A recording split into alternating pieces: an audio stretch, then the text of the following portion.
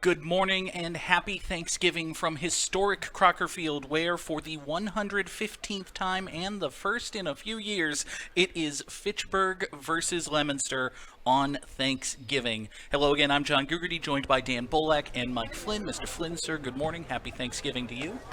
Same to you, John and Dan. Nice to be back. Dan, good morning. Happy Thanksgiving. Happy Thanksgiving to you, John. Happy to be here. Happy to be back here at Crocker Field. Happy to be with all of you on FATV. Folks, we have so much in store for you here as we get ready for the 140th overall meeting between Fitchburg High School and Leominster High School. We have Glenn Fossa here. He will be interviewing Fitchburg Mayor Steve DiNatale and a host of other guests as well. But before we get ready for that, our own Jamison Quirk was able to sit down with both head coaches, Greg Graham of Fitchburg and Devin Gates of Leominster. He was able to interview both of them, and we're going to show that to you now as we get ready for kickoff. It is Thanksgiving, it is the rivalry, and it is right here on FATV. I'm here with Coach Graham, the Fitchburg High football team, getting ready for the Thanksgiving Day game next week. And because of COVID, we weren't able to be in attendance this year or last year, but we're excited for this year. Coach, going to start off. 127-year rivalry, 140th meeting. This year actually just saw that this is the first year since 1916 that Leominster and Fitchburg have been on the schedule twice against each other. The last time that happened, the Boston Red Sox beat the Brooklyn Robins in the World Series. So, just hearing that and just being in this field house, this historic field house with all this historic memorabilia, how does that make you feel going into next week? I mean, yeah, so being here in this historic place and just, having the opportunity to be a part of, such a big historic rivalry the way that it is, I mean, it's something that I take very personally. I'm very, very, very honored and fortunate, I feel like, to be a part of it. I'm a Fitchburg guy, grew up here, so I've been a part of this rivalry since I was a kid, you know what I mean? So it's kind of hard to describe the way that it makes you feel being a part of it, having played in it, and now coming back and having an opportunity to coach in it. I mean, it's an unbelievable feeling. I mean, there's nothing like it. I wouldn't rather be anywhere else, coaching kids and doing what I do. So I just feel extremely fortunate to be a part of it. Yeah, for sure. Thinking back on it, like this is a game that, it affects families, like generations and generations of people just, looking forward to this one game. We were talking earlier, you could have, a subpar season, like we said, like have a 2-3 win season, and you win that Thanksgiving Day game and kind of just washes that away because you won the big one. Yeah, absolutely. And it's something that we've kind of been talking about all week, you know what I mean? Like, especially, myself and the coaching staff is just like, no matter what happens, you know what I mean, throughout the season, you know what I mean? It's just, everybody's going to get up, you know what I mean? The kids are going to get up. They're going to be excited. Both teams are going to come and they're going to play their hardest. I mean, it'll be, a physical game. It's always exciting. It's just one of those things. Like I said, it's kind of hard to describe the feeling of it all and kind of the emotion behind it all, but it's just it's extremely intense. You know what I mean, sure. to say the least. Yeah. And going back to September, you guys were successful against Leominster. You won 27-12. Running back Aquendo, 25 rushes, over 200 yards, 3 touchdowns. I'm gonna guess you guys are probably gonna want to get him going early. And anytime you have a kid like Anthony Aquendo, going back to, the first game of the season opened up with Leominster. Anytime you have a kid like that, I mean, you're never surprised to see him, come out and accomplish what he accomplished, week one, and definitely every week we're looking to, kind of see if he can push himself to that limit or go a little bit further. So absolutely, being Thanksgiving, we're definitely excited to see, what he can do this week. And, to give credit to the offensive line, you can't do it without the big guys up front either, Absolutely. Our offensive line, like, if I was going to say anything, I would say that they're definitely the heart and soul of our football team. I think, having a kid like Aquendo, in the backfield, kind of speaks for itself. But the kids up front, the effort that they've put in, the work that they've put in, the attitude that they carry, the leadership that they carry. I mean, it just goes without saying they're definitely the heart and soul of our football team, and a lot that we do rides on their success week in and week out. Yeah, absolutely. And it's just to look across the way, across the city line, Leominster might not have had the season that they were looking to have this year. They lost the first game this year. They're coming off a loss against Marlborough. They're probably going to be pretty hungry come Thanksgiving. What do you know? If you're them, how do you think you're feeling?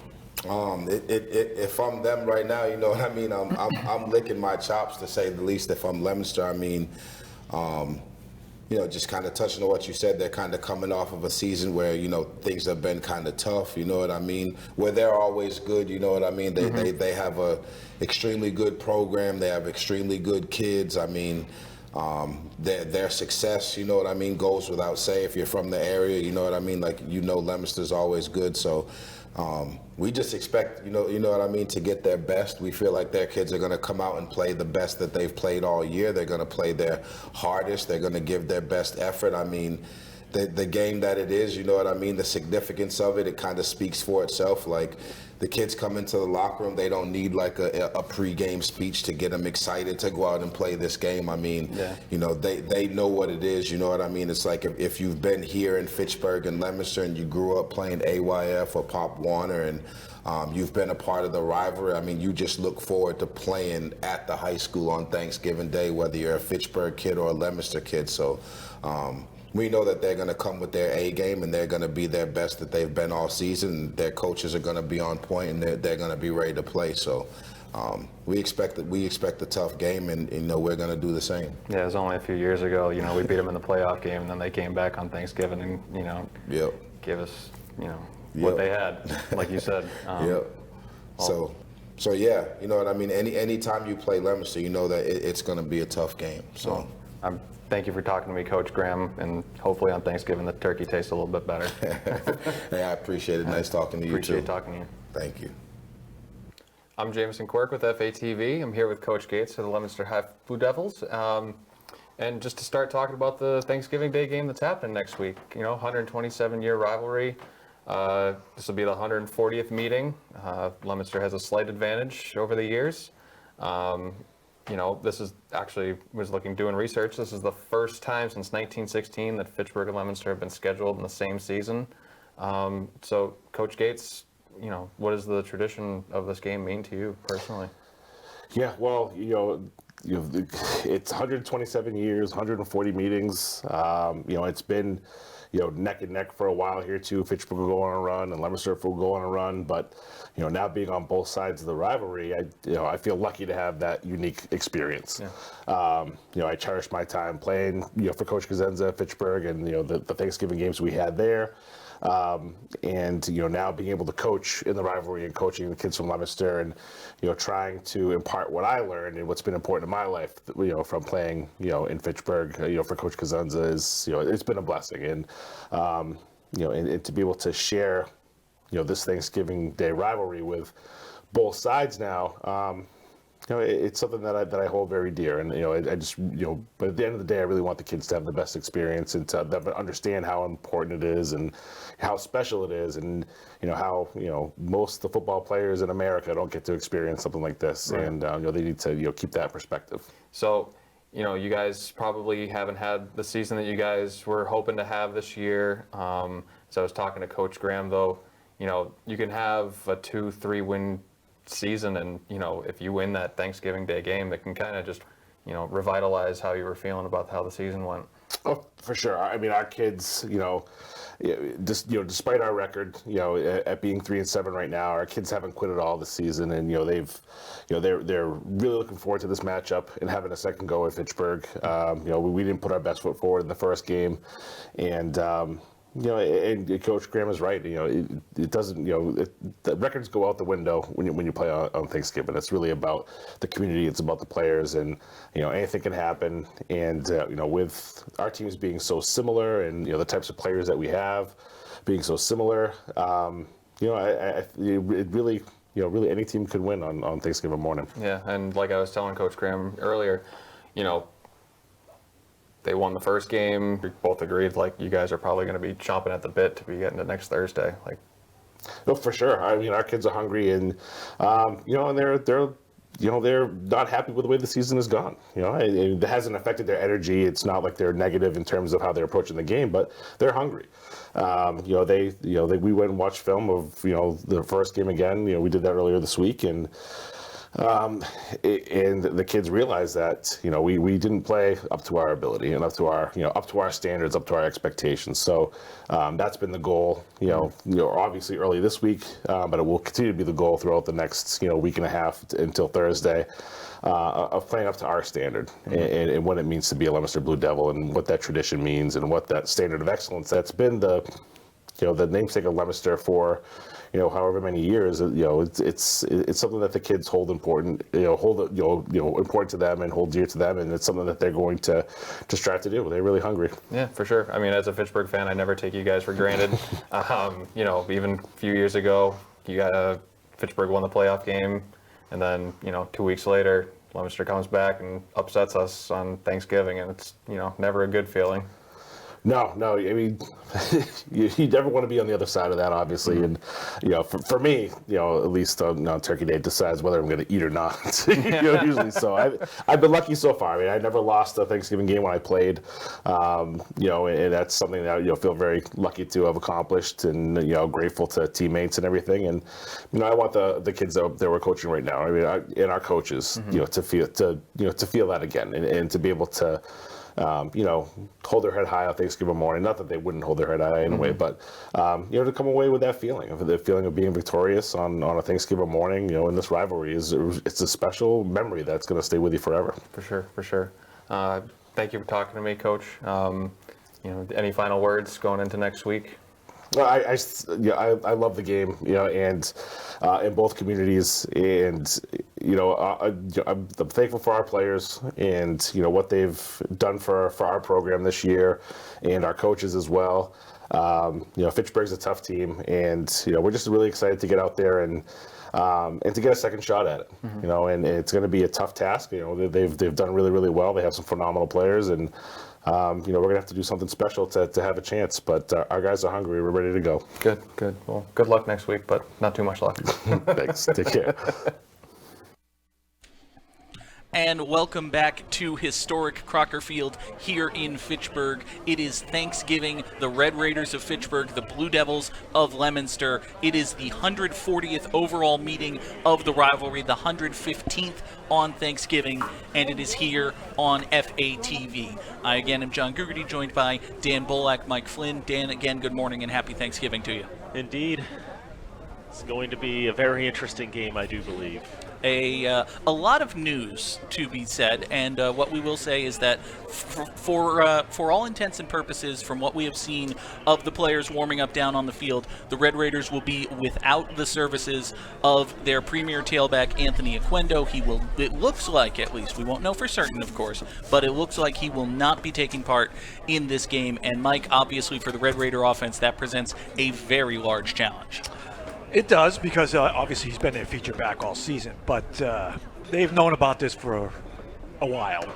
So they've practiced without him for the last week and a half. So they've made what adjustments they can make. And on the other side, I'm not sure how much information Leominster had about this. So this may come to a surprise to them, it may not. It certainly came as a surprise for us. Status updates changing throughout the course of the day, but there will be more time to talk about that, of course, as we get ready for kickoff. The anthem is scheduled for 10:05, kickoff to follow that. But before that, we are going to send it down to Fieldside. Our own Glenn Fossa is there alongside Fitchburg Mayor Steve DiNatale, Marcus DiNatale, and I believe there is a number of other guests as well. Is that correct? Well, we'll find out. We will find out indeed. All right, let's send it down to Glenn. Is that an Aunt Tossie over there? No, what are you doing? Stand by. I can't believe I recognize And we you. are on to the 140th meeting, of course, of Fitchburg High Good School day, and thank Leominster you. High School. With us, the mayor of the city of Fitchburg, Steve DiNatale, joined, of course, with Superintendent Bob Jokla, some friends from the class of 1988, 1974, Marcus DiNatale, counselor at large, and, of course, Principal Jeremy Roach. I'm Glenn Fossa. This is Fitchburg Access Television bringing you the Thanksgiving Day game. Mr. Mayor, you got to be proud. We're back, as they say, after COVID. What a wonderful morning. We couldn't ask for better. The temperature is very cooperative, even though I have my gloves on. And we're driving toward another Fitchburg win today. A win against our friends in Leominster, the Blue Devils. Best of luck to all of them. Mr. Superintendent, you got to be proud. The district is doing well. Absolutely. We've had a great season, and looking forward to capping it off today with a win here at Crocker Field. Superintendent Bob Jokler, and of course Marcus DiNatale, not only here for the game, but an alum. Tell us a little bit about your experience, and who do you have with you today, too? I have my 5-year-old son, John, sitting next to me having his pear. Jua. And no, it's been 21 years to the day, so all I can say is I know the feeling these guys are what they're going through right now, the feeling, the adrenaline, and you can throw all the records out on a day like today. Time to play hard-nosed football and just get to work. So. With us, of course, also Principal Jeremy Roach. Principal, you got to be proud. You're well represented at Fitchburg High School today. Yeah, super proud. It's to be a part of this, what I believe to be the greatest rivalry in the United States, is something that means a lot to me. I'm really excited about the canned food drive results at halftime as well, because to me that says so much about the city of Fitchburg, the people who are part of it, and our school. So go Red Raiders, like the mayor said. I'm hoping for a huge win today too. Whether you're participating in band or other activities at the school, everybody is included. The class of 1988 represented today by Jeff Thomas. Jeff, good to see you today. Thank you. How many here with you? 4 of them. My daughters, 2 daughters, Sophie and Lily, Connor, and another friend. We're here just enjoying the game, starting them on the tradition.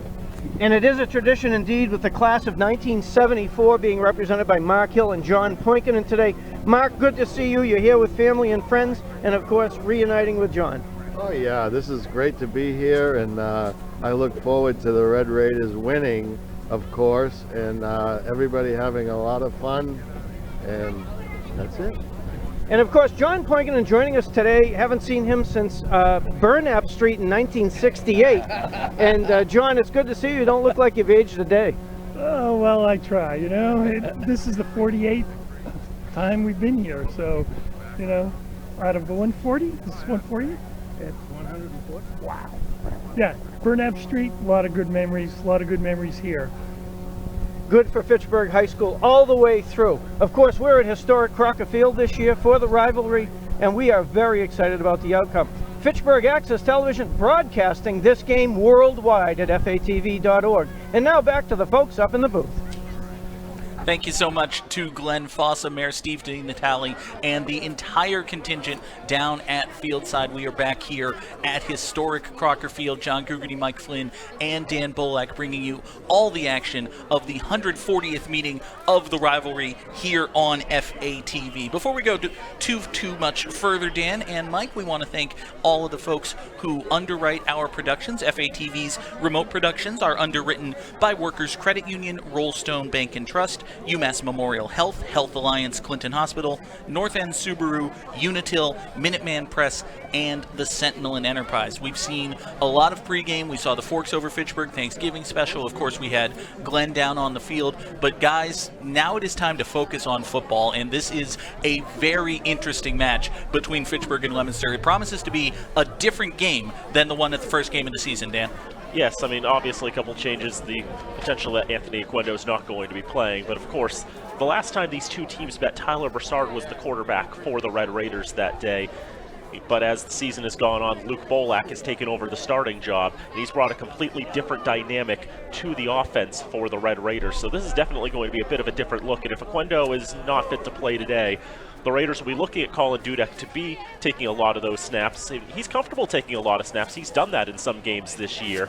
But also they'll be looking to other players like Xavier Macheri or Devani DeLeon to try to pick up the slack in the backfield. Absolutely, Mike. We're going to see probably a lot of guys rotating in and out into that Fitchburg backfield. And honestly, like, if you're looking for a betting favorite, I think this could be a bit of a coming out party for, you know, Luke Bolak. Well, it's going to give all those guys that haven't seen that much carrying of the ball during the season. It's going to get a lot more today, because not just one guy can replace Anthony Oquendo. So they're all going to get a chance, and like I said earlier, they've been preparing for this for a week and a half. So and I don't think number one's going to come trotting out of that doorway when the game starts. Yeah, what was the old saying? Larry Bird's not walking through that door, and Anthony Aquendo's not jogging out of that clubhouse. If you really want to go back, I don't see Willis Reed coming limping out of that locker room to play. Well, Dan, as we take a look at the other side, of course, Fitchburg comes in with a record 6-3, but the Blue Devils of Leominster, they've had a very challenging season. They come in with a record of 3-7 overall. Indeed, go over the schedule. So they lost to Fitchburg in week 1, as we know. Lost 16-13 to Doherty on a last-second field goal. Beat Neshoba 13-7. In a game in which, well, they had the Wolves pretty well handled. Obviously, Fitchburg had a much different experience in that one. That was a very exciting game we had against Neshoba. Indeed, we did. Shepherd Hill 33-20. The Blue Devils lost in that one to Shepherd Hill. They beat Westboro 34-12. Westboro struggled a lot this season. Algonquin, that was a 28-0 loss for Leominster. Fitchburg played them last week in the consolation and tore them apart 46-19. While we have a moment, I'll talk about that one. 46-19, fourth time in the last 5 years that Gonk made their way to historic Crocker Field. Anthony Aquendo did have 203 yards and 3 touchdowns. If he doesn't play today, that's going to be his swan song for his high school career. Colin Dudek, 82 yards and 2 scores, and Nico Caputi had a pick 6 in that one. Going back to Leominster's schedule, they played Wachusett. Red Raiders played them as well, had a 34-19 loss in week 2. Leominster fell 35-7. They finished their regular season against Shrewsbury, lost that one 27-7. Then into the 2 consolation games, they drew a 7-1 Worcester Tech team who, quite unfairly, you might be able to say, did not qualify for the playoffs. And obviously it was a tough test going up 3 divisions for the Eagles, who we had earlier this season on FATV, as Leominster won that game 34-6. And then the last time out, Marlborough in the consolation after Marlborough got dispatched from the Division 4 playoffs in the first round. And well, the Blue Devils found themselves as a meal for the ravenous Panthers. Panthers eat Blue Devil meat. 26-7 was the final in that one, and as we know, the Red Raiders won a slugfest with Marlborough as well, 42-34. So if you look at the common opponents, Fitchburg pretty consistently had better results than Leominster did. Well, Red Raider meat is a little gamier than Blue Devil meat. It's a little more challenging. For Leominster, they've been sort of rotating through quarterbacks this season. You know, Caden Constant was the quarterback when we saw them in week number 1, but they've given snaps to Jake Tossie. They've given snaps to Brian Aguilar. They listed Caden Constant as an athlete on their official roster, and he's been playing just about darn near every role on the Blue Devils offense as they try to sort of cycle and find the fit that works best for them. It's been a difficult season, to say the least, for the Blue Devils of Leominster. But Mike, you know, well, it sounds like a cliche, and I suppose it is, but it's also true. It's Thanksgiving. It's Leominster versus Fitchburg. You kind of throw the records out the window, don't you? Well, if there was a dominant team and a really big underdog, sometimes I think that's kind of a myth. I've only seen 1 or 2 really big upsets. But in this situation, without Aquendo, these teams are kind of even. So either team winning today wouldn't surprise me. But, I haven't seen a big upset in a long, long time.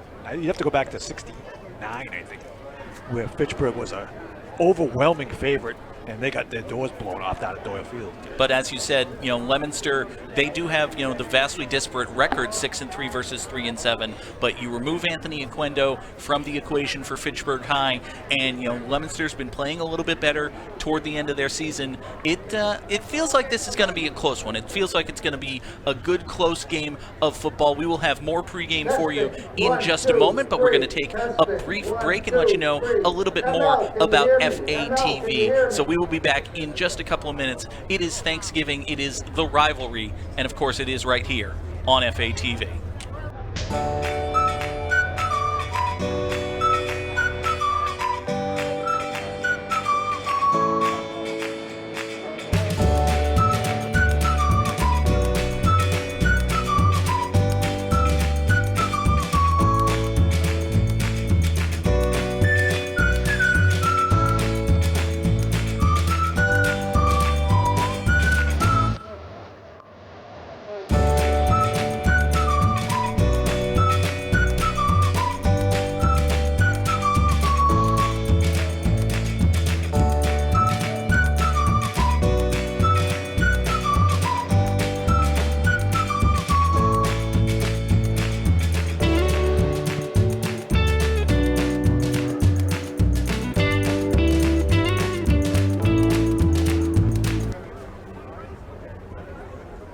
Thompson wants to throw, lofted to the near side. It's a jump ball, and it is intercepted.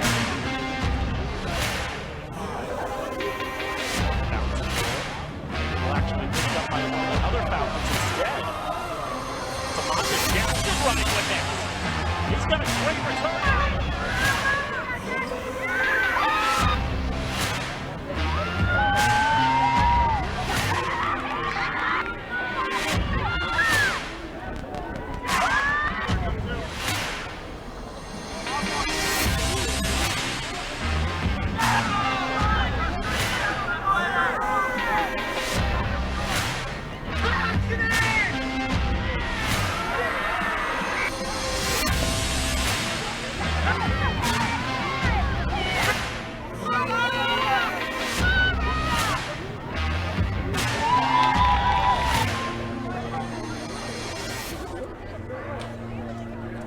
Back here again from historic Crocker Field, John Gugerty, Mike Flynn, and Dan Bolak. We are counting down to kickoff for the 140th overall meeting of the rivalry between Fitchburg High and Leominster High here on FATV. We just saw a little bit about FATV. Want to let you know about some upcoming programs here on FATV. We'll be keeping you informed of that throughout the telecast. On the next episode of Barbara and You, Barbara will be joined by guests from Indian Hill Music. I know it's always a great time when there are musical guests on Barbara and You. You can catch it this Tuesday at 7 o'clock on FATV's public channel. That's Comcast Channel 8, Verizon Channel 35, and of course live or on demand at FATV.org.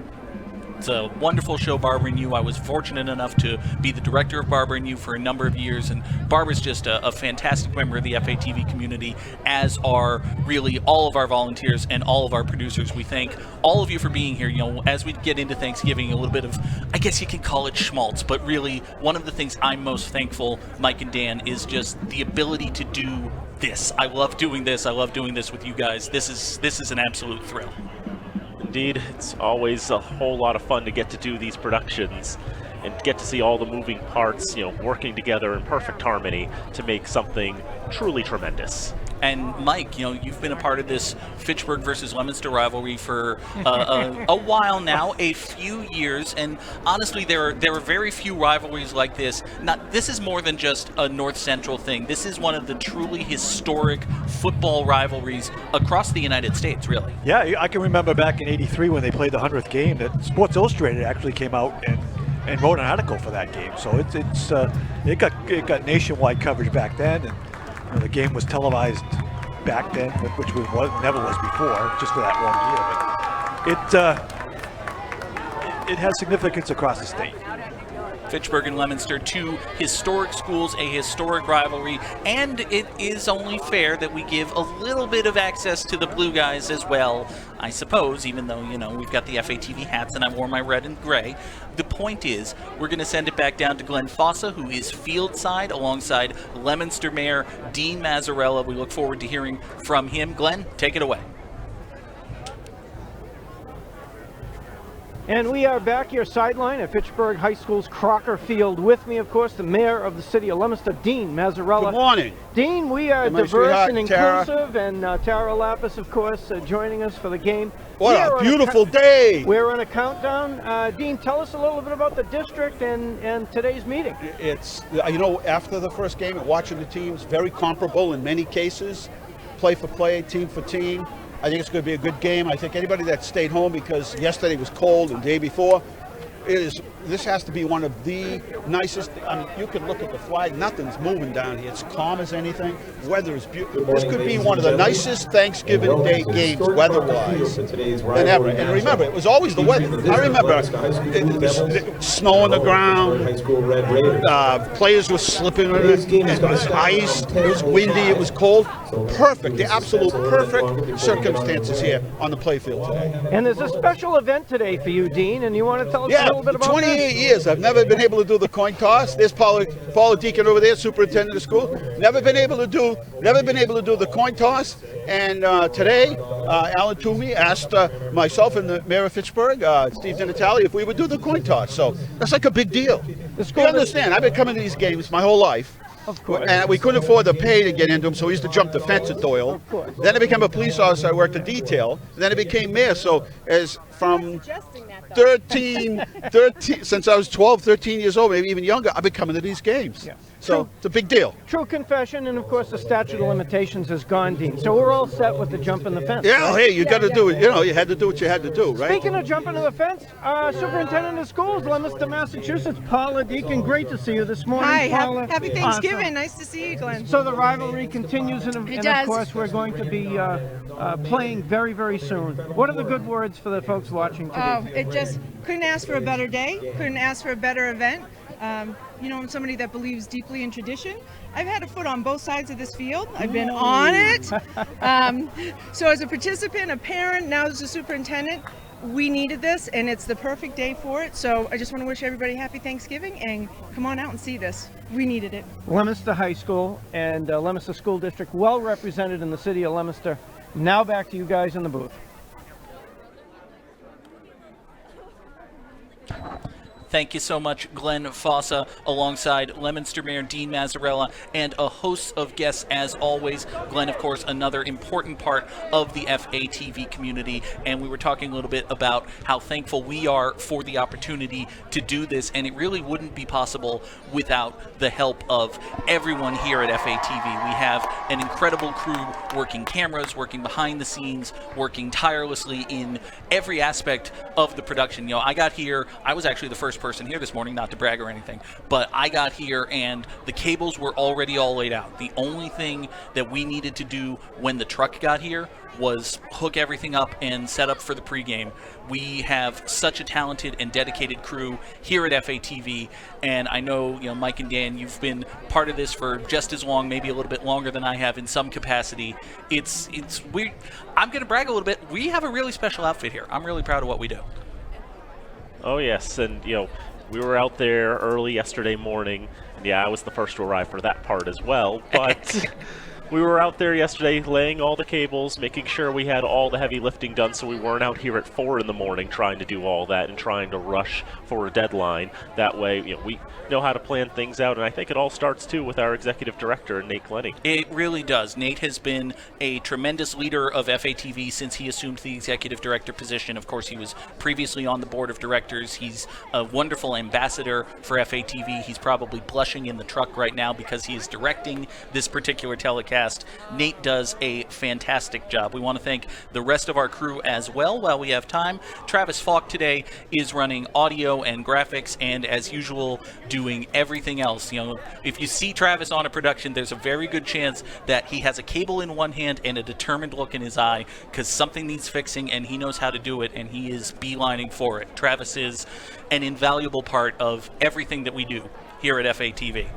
We also want to thank our camera operators today. Our talent can't speak, but you know, our camera operators are good. Todd Govan and Jared Roberts are up top at the press box level, and down on the field we have Matt Sinclair and Ava Anderson. And of course, our replay operator today is Robin Como, and Robin has also been instrumental in setting up for all of the productions, helping with white balancing, just everything that needs doing. The FATV crew is more than capable of handling. And speaking of capable, these capable football players of the Red Raiders are taking the field. It's getting to be that time. Mike, you feel the excitement? It's going to be a couple of minutes late because I don't think we mentioned that the Leominster buses didn't show up this morning well, to pick them up, so they were a little late getting here. I would say we wouldn't want to throw them under the bus, but there's no bus under which to throw them. You can throw the bus company under the bus. There you go. Because they didn't show up and pick them up. So we're going to start a few minutes late, but not as late as we might have. And of course, that's been a recurring issue throughout the entire season, is that there's just been a shortage of bus drivers. Yes, I would say, folks, if you're looking for an exciting career in juvenile transportation, there are positions available, perhaps. Yep, and these positions, you know, they help make a lot of these games happen, not just at the varsity level, but the lower levels as well. I mean, we've been talking with athletic directors about how a lot of lower level games have had to be canceled because they just cannot transport the players where they need to go. It's a difficult time. It's difficult for a lot of people, but you know, we admire those who are able to stick it out, those who do the work that is needed to make events like this happen. This Fitchburg-Leominster game is, it's always a special event when there's a football game at Crocker Field, but Thanksgiving, you look over, you see, like just from press box level, I look over and I see that sea of blue on the other side, and I know, oh, this is the big one. This is Thanksgiving. This is serious stuff. Apparently Thanksgiving was a surprise to the bus company. Well, how long have they been playing this game? It's only been 140 well, they haven't been using now. the bus company for that many years, but no. For the last 80, I would imagine they've at least had to pick one team or the other up that morning. But hey, they thought Thanksgiving was next week. Yeah, one thing that comes to mind too as I look at the teams out on the field is when we did the Fitchburg-Leominster game back in week number 1. Fitchburg was wearing their white uniforms while Leominster wore their home blues. Today, because it's Thanksgiving, the two teams are wearing their colored uniforms, Fitchburg in red and Leominster in blue. That is a Thanksgiving tradition that I fully support. The red of Fitchburg, the blue of Leominster. You wouldn't want to have it any other way. Captains are at midfield for the coin toss. Fitchburg captains today are Nico Caputi, Sam Faulkner, Gio DiCarlo, and Colin Dudek. And, of course, conspicuous by his absence is one Anthony Aquendo. Let's send it down to the field. Marabello is our back judge. Mr. Tebow is our head linesman. Mr. Douglas is our umpire. And Mr. Ruzak's our head linesman. I'll be your referee today, Bill Goslin. Our honorary captains today are Mayor Dean Natale of Fitchburg and Mayor Mazzarella of Fitchburg. Mayor Mazzarella, I'm going to have you flip the coin. And what's the call going to be, fellas? Heads is the call. It is a tails. Fitchburg has won the coin toss. Fitchburg has won the toss. We'll defer. Which way you want to kick, gentlemen? Backs this way. Red go this way. Good luck today, gentlemen. Let's have fun. So the Red Raiders win the toss and defer. The Blue Devils will get the ball first. We will step aside for the national anthem performed, as always, on Thanksgiving by the combined forces of the Leominster and Fitchburg High marching bands. It is just about time, folks. Fitchburg versus Leominster for the 140th time. It is Thanksgiving from Crocker Field right here on FATV.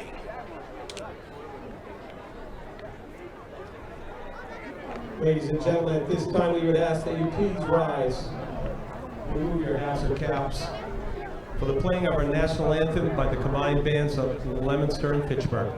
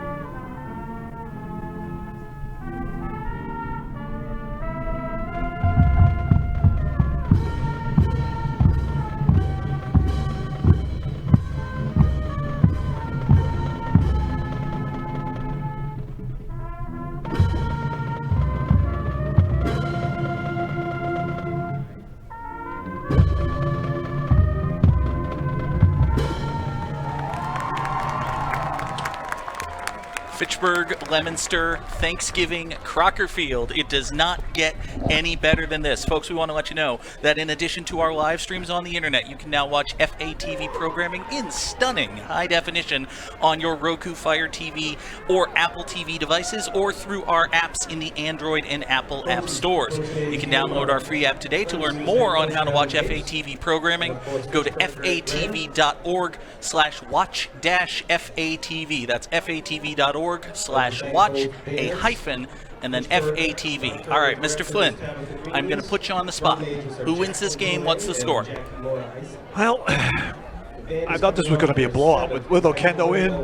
Without him, I think Fitchburg still has enough to win by 7. So I'm going to go 21-14. 21-14 Fitchburg from Mike. Dan, what do you got? I think I was going to predict the same score line, but I don't see the Red Raiders going 30, 40 points in this game without the services of Anthony Oquendo, but I still think the offense is going to be clicking, and they'll be able to get, 21 points, I think, seems like a fair number. All right, I'm going to go even more conservative than you guys. I think we're in for a defensive battle here. 14-6 Fitchburg is my official prediction. Notice how the Fitchburg guys all choose Fitchburg to win. We know where our bread is buttered. But here with the call for the first quarter action on Thanksgiving for the very first time is Mr. Dan Bolak. Thank you very much, John. Alexander McCloskey will kick off deep downfield, waiting to return it are Brian Aguilar and Ricky Encarnacion. And Encarnacion will take it from the 25-yard line upfield down the far side to about the 40-yard line, and that's where the Blue Devils will start. One thing we didn't really get a chance to talk about in the pregame, Dan, is the weather, and for the most part, there's no weather to speak of. There's not very much wind, there's no precipitation, but it is very cold, and I think you saw it on that opening kick. That was a pretty short kick by McCloskey. Indeed it was, and now that's going to be a player to watch too for the Blue Devils. We saw a lot of him, Ricky Encarnacion, last time these two teams met. He had so many tackles on defense. On first down, flag already thrown up in the air. Encarnacion will make the catch down there. But, of course, there was a flag right at the line of scrimmage. Flags on both sides of the sidelines. So both side judges threw flags at the snap, so that has to be an illegal formation against Leominster, doesn't it? Legal formation on the offense. 5 players in the backfield. 5-yard penalty. Replay first down. And of course, Dan, Fitchburg is very familiar with the perils of the illegal formation. You think back to the Emory and Henry play that knocked them out of the playoffs, but this time a little less important, but still a 5-yard loss for Leominster. It'll be 1st and 15 for the Blue Devils. I watched them during warm-ups too. They were having a lot of difficulty with that shotgun snap during warm-ups. We saw that on that play too. That was a high very snap. fast. Yep. It looks like it was Constant in the backfield as the quarterback, and there's another bit of a high snap, but he's able to pull at it. Makai Newt's lost the football! It's on the ground! Jared Phillips has it for the Raiders. Well, that's a turn of events right there. Yeah. Mike, you were talking about how Leominster had trouble on the snaps. This time it was just hanging on to the football. We'll take a look at it again. The snap's high but manageable. Actually, what happened is Newton just lost his footing. Yep. Nobody hit him. The ball just popped out of there. Yeah, looked like his right foot slipped as he waited to make the cut and didn't have secure on the ball, and it just went flying out of there. And Fitchburg gets the big break, the first big break of the game. I guess we know who the Turf Monster's rooting for today. So now the Red Raiders get their first play from scrimmage. And up the middle, a little bit of traction issues there. Devani DeLeon gets the first snap of the game, the first carry, and he's going to lose a yard for the Red Raiders. Right about the same part of the field where Makai Newton lost his footing as well. Might just be a little bit of slick turf right there. See, he tries to plant that right foot, and there's just not enough grip there. Goes out from under him. I'm going to pull my weatherman out on it. I got to believe there was some frost on the field last night because it did get below freezing, and now I had to de-ice my car this morning. And now it's thawing, so that'll cause that slippery areas. 5 years of college for that, by the way. Hey, Two receivers to the right for the Red Raiders on 2nd and 11. Dudek takes the direct snap as he was sort of scooting a little bit to the right, and the Blue Devils were not falling for it. It's no gain for Dudek on 2nd down. Well, I think part of the problem is that I believe this was designed to be a snap to Dudek, and yet Dudek didn't handle the snap well. The ball hit the turf before he was able to pick it up. It was an interesting little play call there. I'm not sure he even put his hands out to get the ball. I suppose it's possible that he was just going in motion, and then the center snapped the ball with, only him thinking that was the right time. Whatever it was, it didn't work well. Fortunate for Fitchburg that they were able to hang on to the ball. Dropped right at his feet. They were fortunate it didn't go bouncing into the line. So potential wires crossed would lead to 3rd and 11. It is Dudek and DeLeon in the backfield to either side of Luke Bolak. And that's delay game, 11 offense, 5-yard penalty, Third down. delay called against the Raiders to make it an even more challenging 3rd and 16. Raiders sent a couple of different men in motion on that play. Darnell Thomas and Nico Caputi both lined up on the left side. They went in motion so that they were stacked one on top of the other, and then the flags threw immediately thereafter. They were looking around like, what? We were totally legal. But the problem was they just took too long setting up the play. So now it's 3rd and 16. It's probably 4-down territory, but you got to get something here, don't you? We've got to get to the 22-yard line for a first. They'll make that setup again, and a lot of hand movement in the right on the snap, and then the throw is rejected by the Blue Devils D-line. It's Mekhi Newton who gets his hand up there to knock that to the turf. Just a lot going wrong for the Red Raiders on this possession in general and this play in particular. Fake the handoff there, but you see Dudek is too far back. He's not lined up to throw a block, so the running back runs right into him. And then Bolak isn't able to get the pass high enough. It's knocked down. The Raiders haven't gone 3 and out so much as they've gone 3 and backward. And now they're going to go for it on 4th down simply due to field position. And the intended receiver slipped and fell, so even if he got the pass off, there was nobody there to catch it. So yeah, not the best football to start this contest here on Thanksgiving. 4th and 16 as Medina moves in motion a little bit and the flag comes out, so they're going to need to get a completion or something to keep that alive.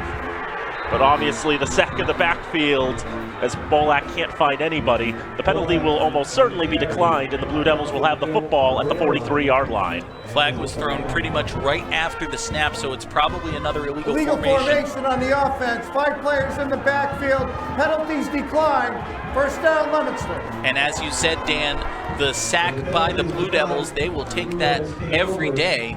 So Leominster fumbled away their first possession. Fitchburg's offense completely unable to take advantage. Blue Devils get it maybe a couple yards further forward than they had it when they lost it. It'll be 1st and 10 Leominster at their own 42.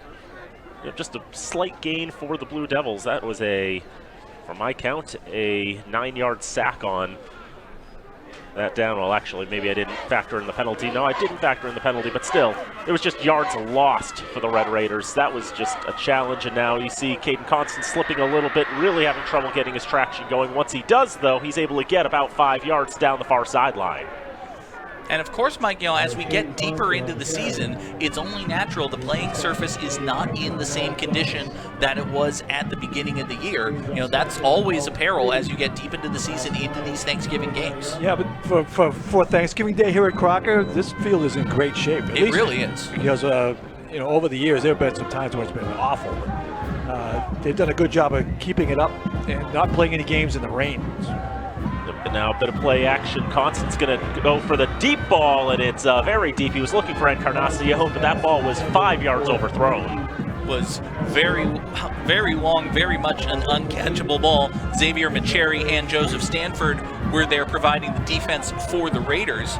But this is something, Mike, I think both teams have to try at least once or twice. Just do play action, chuck it deep, try to loosen up these secondaries a little bit just to open up room for your running game. Yeah, you got to walk the linebackers and the defensive backs back a couple yards off the line of scrimmage. You got to try to pound it up between the tackles. They're going to play 9-10 guys up in the box. 2nd and 3 at midfield is a really good time to do it too, because even now it's 3rd and short. So 3rd and 3, another play action, quick dump off to Encarnacion. He's going to get the first down as he gets across the 48-yard line, which was the line to gain. Looks like he fumbled the ball for a brief moment, but he was able to recover it. Officials indicate immediately it's a first down, move the chains. There's that high snap you were talking about again, Mike, but that time Constant was able to bring it down, deliver the ball to Encarnacion. If Fitchburg's going to play that soft on the line of scrimmage, they can do that all day. There was no one within 8 yards of Encarnacion when he lined up. It's like they're almost daring Constant to throw it. 3 receivers and a tight end. That was an interesting snap. Pop fly in the air. Now Constant's got to scramble for his life. And he's going to be taken down there by Richard Santana at the Red Raider 47-yard line. Will be a loss of 1 in the grand scheme of things. I don't know what part of that play I liked. Obviously, visually, the lollipop snap is very impressive, but to still execute the play action fake when you're 3 yards behind your running back, because hey, that's the play that was drawn up. That's what was drawn up, right? Don't imagine that's a lot of fun for the quarterback to know that every time the ball comes back, it may go flying over my head. It makes it that much harder to read the defense if the first thing you have to do is make sure you catch the snap, doesn't it? Another bit of a high snap. This time it's just your standard handoff to Mekhi Newton. And Newton breaks out of a couple of tackles as he continues to make his way down the near sideline. Eventually pulled out of bounds by Santana at the 35-yard line. Nathan Acker is down for Fitchburg at the near side 40-yard line. We'll take a look at the replay here. Again, the high snap from the Blue Devils. You see Acker there lined up on the right. He just gets rolled over. I think it was Jared Phillips who got blocked into him. And they are still tending to number 4, Nathan Acker, here on the near side. He's a senior. One of a number of Red Raiders playing their final game here on Thanksgiving at Crocker Field. Dan, it's something we've noticed throughout the course of this season. There are an awful lot of seniors on this Red Raider squad. 28 seniors on the varsity roster from my count. That's against just 14 juniors and 5 sophomores. You see there Nathan Acker very gingerly getting off the field. We'll keep an eye on him, but he's trying to swing that left leg around. Now he's able to take a couple of steps, but still quite ginger. So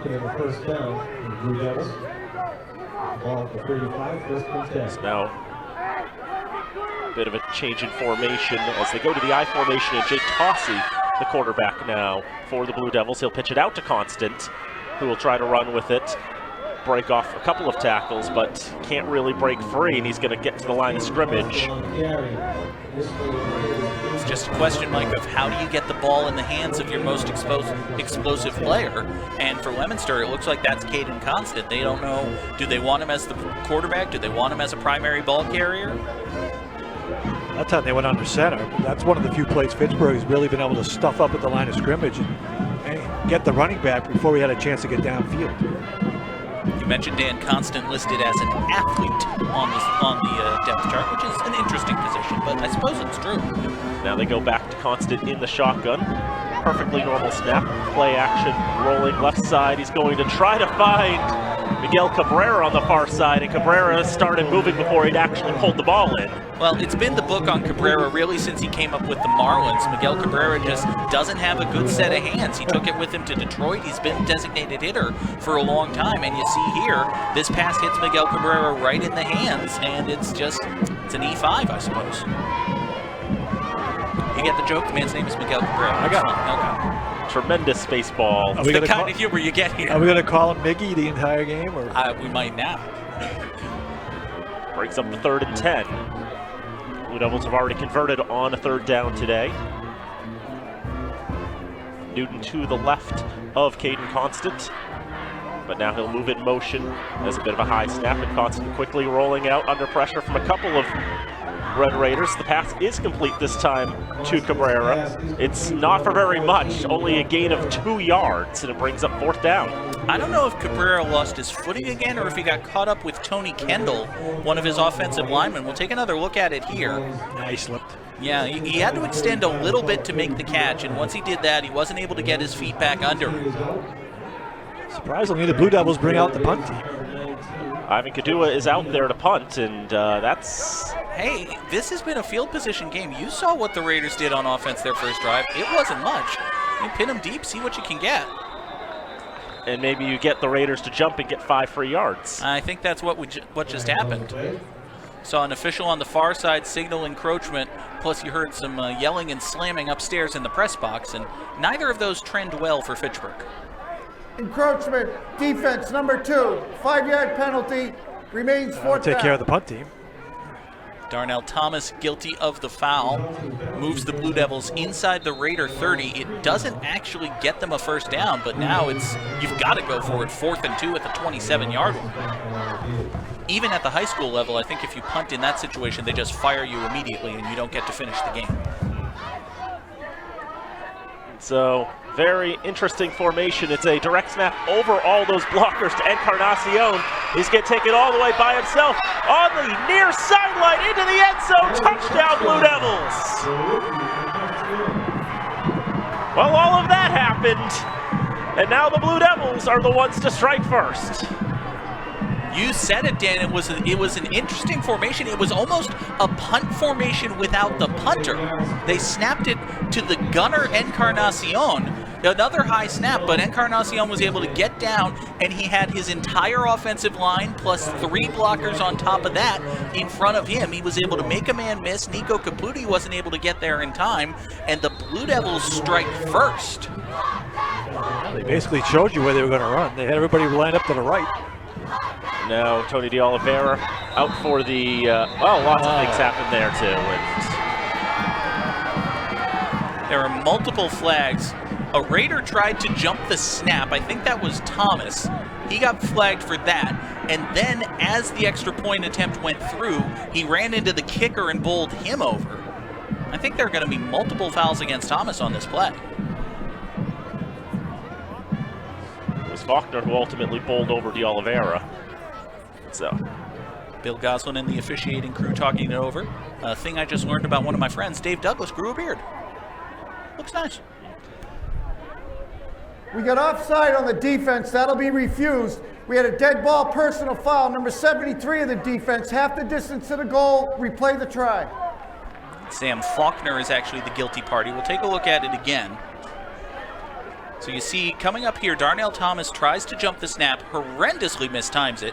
He goes backside over Tea Kettle. Then Faulkner blocks the kick, bowls over the kicker for good measure. Direct snap to Encarnacion, and they stopped him. And of course, the fumble recovery by the Red Raiders will just kill the play, but it would be a defensive deuce if this was a higher level of football. That had the makings of a scoop and 2 if that was a thing you do here in high school, but it's not. Xavier Macheri's a little bit disappointed he didn't get to make it a 6-2 ball game, but you know. So all kinds of things happening. I mean, what would you say is the best way to describe this first quarter? I'm looking for a more generous word than sloppy, but the one I keep coming back to is sloppy. Strange. Okay. Mistakes both sides, but the Blue Devils cash in on a Fitchburg mistake on the punt. And it kept that drive alive. Yeah, you go back to it's 4th and 8. Leominster is lined up to kick the ball away. I don't. You jump offside. It's not a situation where you're going to block a punt. Don't move until they snap the ball. It's a very fundamental part of the game. Also note that with the personal foul, they could have chosen to enforce that on the kickoff from the Raiders' 45-yard line. Maybe do an onside kick in that position to try to punish them, but they tried to take half the distance, go for 2 from a yard and a half out. Ultimately didn't work out for them. So De Oliveira will now kick it off. It'll be a short kick taken by Darnell Thomas at the 20-yard line. Trying to find his way up the middle, trying to spin out of that tackle from Encarnacion, but he's able to re-grip it and take him to the turf, but just short of the 40-yard line. A fairly good return for the Red Raiders. A little bit of words exchanged between Encarnacion and Thomas after the return. It's always difficult, Mike, when you're the up back here and the kick is short, it bounces into your arms. You know, obviously they've practiced this, and Thomas is a capable athlete, but it's always got to be a little bit nervous making, right? Especially on grass, where you get that inconsistent hop sometimes. On turf, usually you get that true hop. Played that one well on the short hop. Traction being a challenge for these teams. Bolak under center will hand off to DeLeon, who is the tailback, but quickly wrapped up by a couple Blue Devils. It's going to be a gain of a yard, but then multiple flags flying. I think it was Miguel Cabrera and Darnell Thomas this time who were exchanging words. I thought I saw a hand flying. We'll see what the call is. Dead ball, unsportsmanlike conduct, number 19 of the offense. 15-yard penalty. It'll be 2nd down. That is his first UNS penalty of the game. Joshua Medina, the guilty party for Fitchburg. And the Raiders have taken a timeout.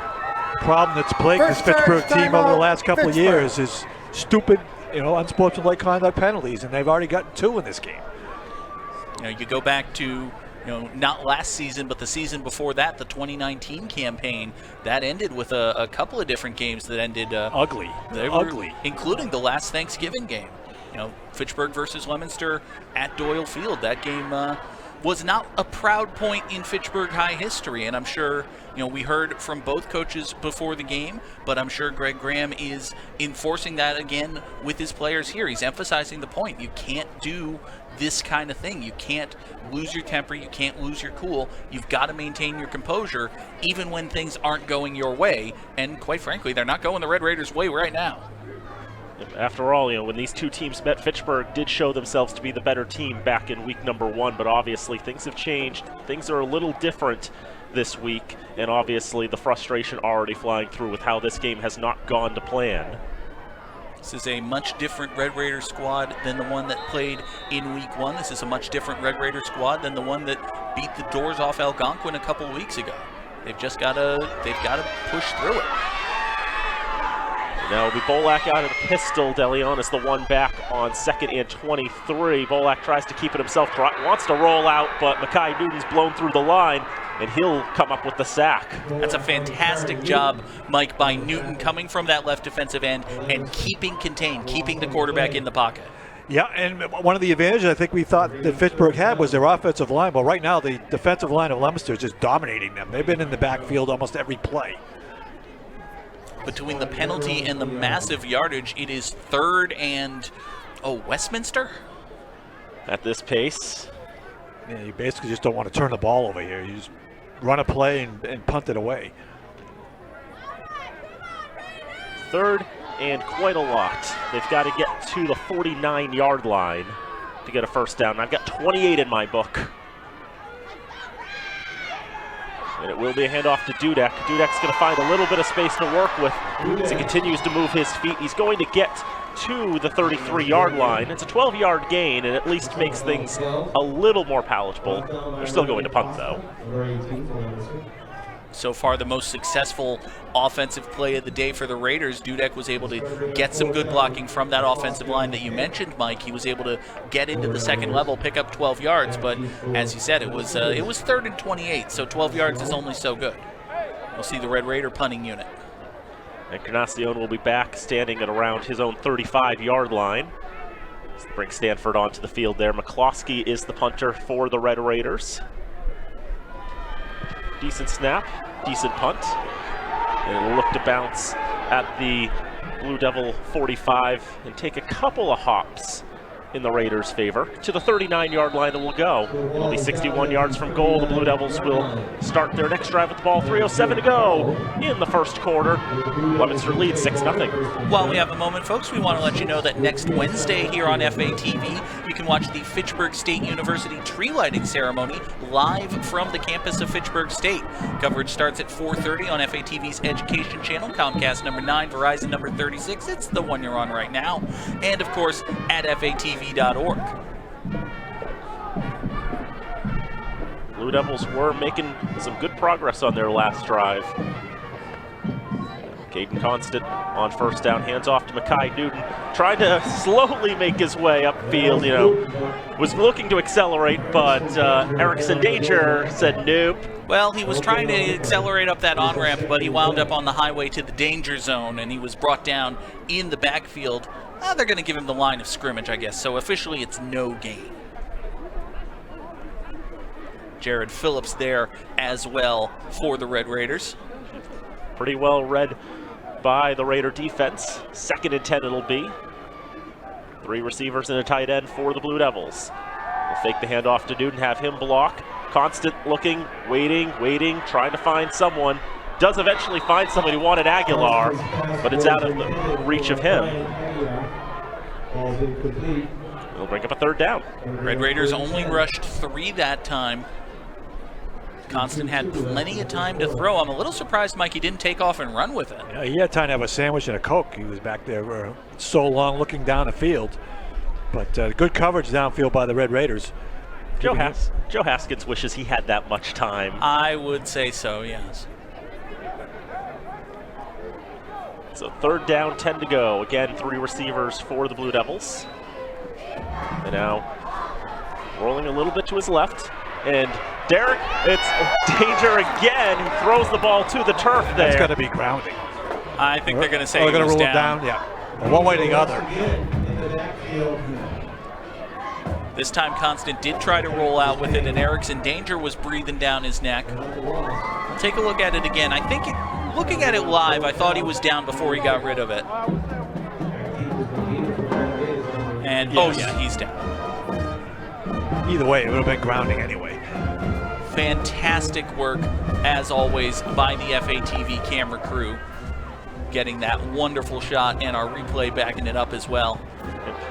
High punt there by Kadua, and the Raiders will play poison with that one as it takes a fortunate roll out of bounds at the 48-yard line on the Fitchburg side, 52 yards away from goal. With 1:48 to go in the first quarter, it's 6-0 Leominster. Mike, this Red Raider offense just has not been able to get anything going on their first couple of drives. In fact, they've been going backward on both of those possessions. Yeah, between bad penalties and losing yardage on first and second down, they have been behind the 8 ball on third down every time they've had the ball. Luke Bolak's not had the time to throw. That's been one of the challenges. He's wanted to go scramble, find some time to get a throw off, but he's not had the time. Angelo Alejandro in the backfield as a fullback. As it'll be first down, looks like Dudek will take it up the middle. And it'll go to the other 48-yard line. I'm a little surprised that the Raiders haven't used Bolak as a rusher, more often. Obviously, when you've got Anthony Oquendo in there, just give it to number 1 and see what happens. It's the best play you can run. But we have seen them do a little bit of trickery with that, do play action, and then send Bolak on the run. I kind of expected that we would see more of that from Fitchburg in this game, and I don't think we've seen it even once yet. Doesn't look like they have. It'll be second down, 6 to go. Dudek again up the middle. Dudek's going to get about another 4 yards on that one. Give him 5 with that last effort. They'll bring up third and quite short. I think maybe they found a combination that works. They have been using Dudek as a fullback, positioned as a lead blocker, but now he slots in as the tailback. You've got Alejandro leading the way for him. He's also running behind Emmanuel Jellin there. Colin Dudek might be the best option the Raiders have out of that backfield right now. He is a senior, and I believe he's second on the team in carries this season. So if you don't have Oquendo, he is probably your next best option, and Dudek able to get that handoff from Bolak as he eats the turf. One thing that helps about Colin Dudek as well, and I think this is going to be the difference in getting this first down, he's 6 feet tall. That's a great job by Bolak just to keep his knee off the turf and dive to get the handoff to Dudek. Dudek doesn't have much there, but because he's so tall, or in this case long, he's able to extend the football, get the first down, and move the chains. That's a spot, you keep saying the name because it keeps coming up. If Anthony Oquendo is in that exact spot, he doesn't get that first down because he's shorter. That is the end of the first quarter. Oquendo is 5'9", 200 pounds. A little less reach there that he would be able to provide, but as we have reached the end of the first quarter, 6-0 Leominster, but Fitchburg is starting to make progress for the first time. Raiders are starting to get a little bit of forward momentum on offense. We will have the second quarter for you here in just a moment, but as this game is taking place at historic Crocker Field, we want to know, or let you know rather, that historic Crocker Field, which is recognized for its beauty and listed on the National Register of Historical Places, it needs your help. It's located here in the heart of the community, built in 1918. This Central Massachusetts field has a fabled history in the hearts of Fitchburg High alumni and a magnificent future in the Fitchburg community. You can be part of the restoration efforts and donate today. To learn more about how you can help the Crocker Field Restoration Committee, go online to crockerfield.org, or you can mail your donations to Crocker Field Restoration, 140 Arnhow Farm Road, Fitchburg, MAT 01420. And don't forget, all donations are tax deductible. Raiders go from the I formation, first and 10 from the Blue Devil 41. Bolak hands to Dudek, looking for room on the left side. Gets through the line, and then he's hit by a couple of Blue Devils. I think Tony Palmariello and Jared Viola were there for Leominster. It's a gain of a few, but Mike, a gain of a few is better than the Raiders had been doing. Positive is good. And, I don't know if they can win the game pounding it straight up the middle every game, every play, but Right now, at least they're moving the ball forward. They entered this drive with just 4 yards of offense. They have more than that. Now on 2nd and 8, they hand it to Dudek going to the right side this time. He spins forward, going to mark him down at the Blue Devil 35. It's a gain of 4. It'll bring up 3rd and 4. And hey, if you gain 4 yards every time, you'll take it. Inevitably, you will get a score. Leominster brought a lot of heat from the edges that time, but the run was designed to go up the middle. Wonder if maybe the Blue Devils will adjust and bring those middle linebackers or try to shoot the A-gap. You can see the safeties for Leominster are already creeping closer and closer to the line of scrimmage. 3rd down and 4, play action. Bolak will keep it himself, spins across the 30. He's got a 1st down. That's what I was talking about. You want to see a little bit more of that. And hey, once you establish that primary running option, once you say, hey, if we give it to Colin Dudek, something good is going to happen, you can go play action off of that. And this time it's the quarterback, Luke Bolak, picking up the 1st down. First carry by design today, and he sees that hole open up and he goes for it. And for a moment there, it looked like a big hole in a potential touchdown run for Bolak. But as it is, he'll take the 6 yards and a 1st down. 1st and 10 Red Raiders at the Leominster 28. 10 minutes and change to play here in the 1st half. Leominster leads 6-0. Handoff goes to Dudek, plunges forward. He's going to be down at the 25. It's a gain of 3. Nothing fancy about it, but it's effective. I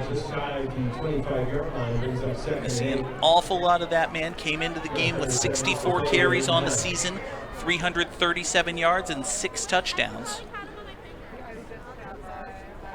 He has contributed a lot to this offense this season. We've seen him in some interesting formations as well. Like, we saw him take that direct snap where he probably wasn't the design, but he has taken direct snaps this season. Takes it again as a handoff on the I formation. This time he lost his footing, lost a couple of yards. Back him up to the 28-yard line. It'll be 3rd and 9.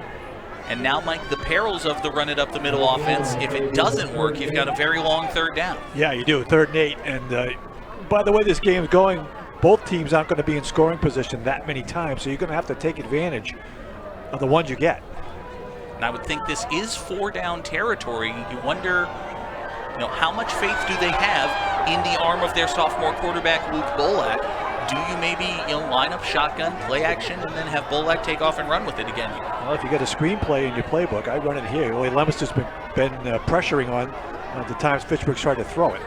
Motion to the far side. Bolak looks that way. He'll throw over the middle. That pass is tipped up in the air and incomplete. He was looking for Nico Caputi.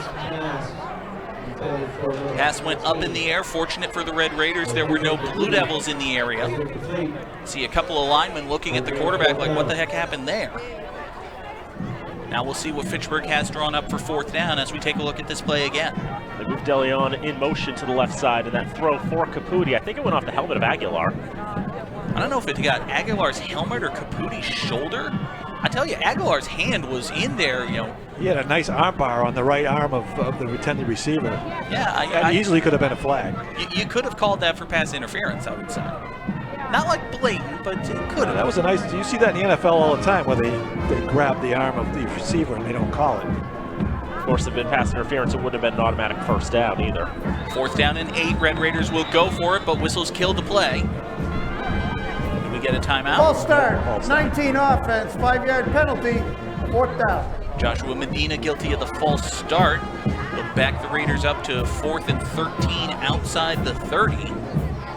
Now you might think about punting and trying to pin Leominster deep, but looks like the Raider offense will stay on the field. I'm fine with them going for it because, worst case scenario, well, it would be a sack, but I guess it still wouldn't be that much worse field position than what Leominster's had to start today anyway.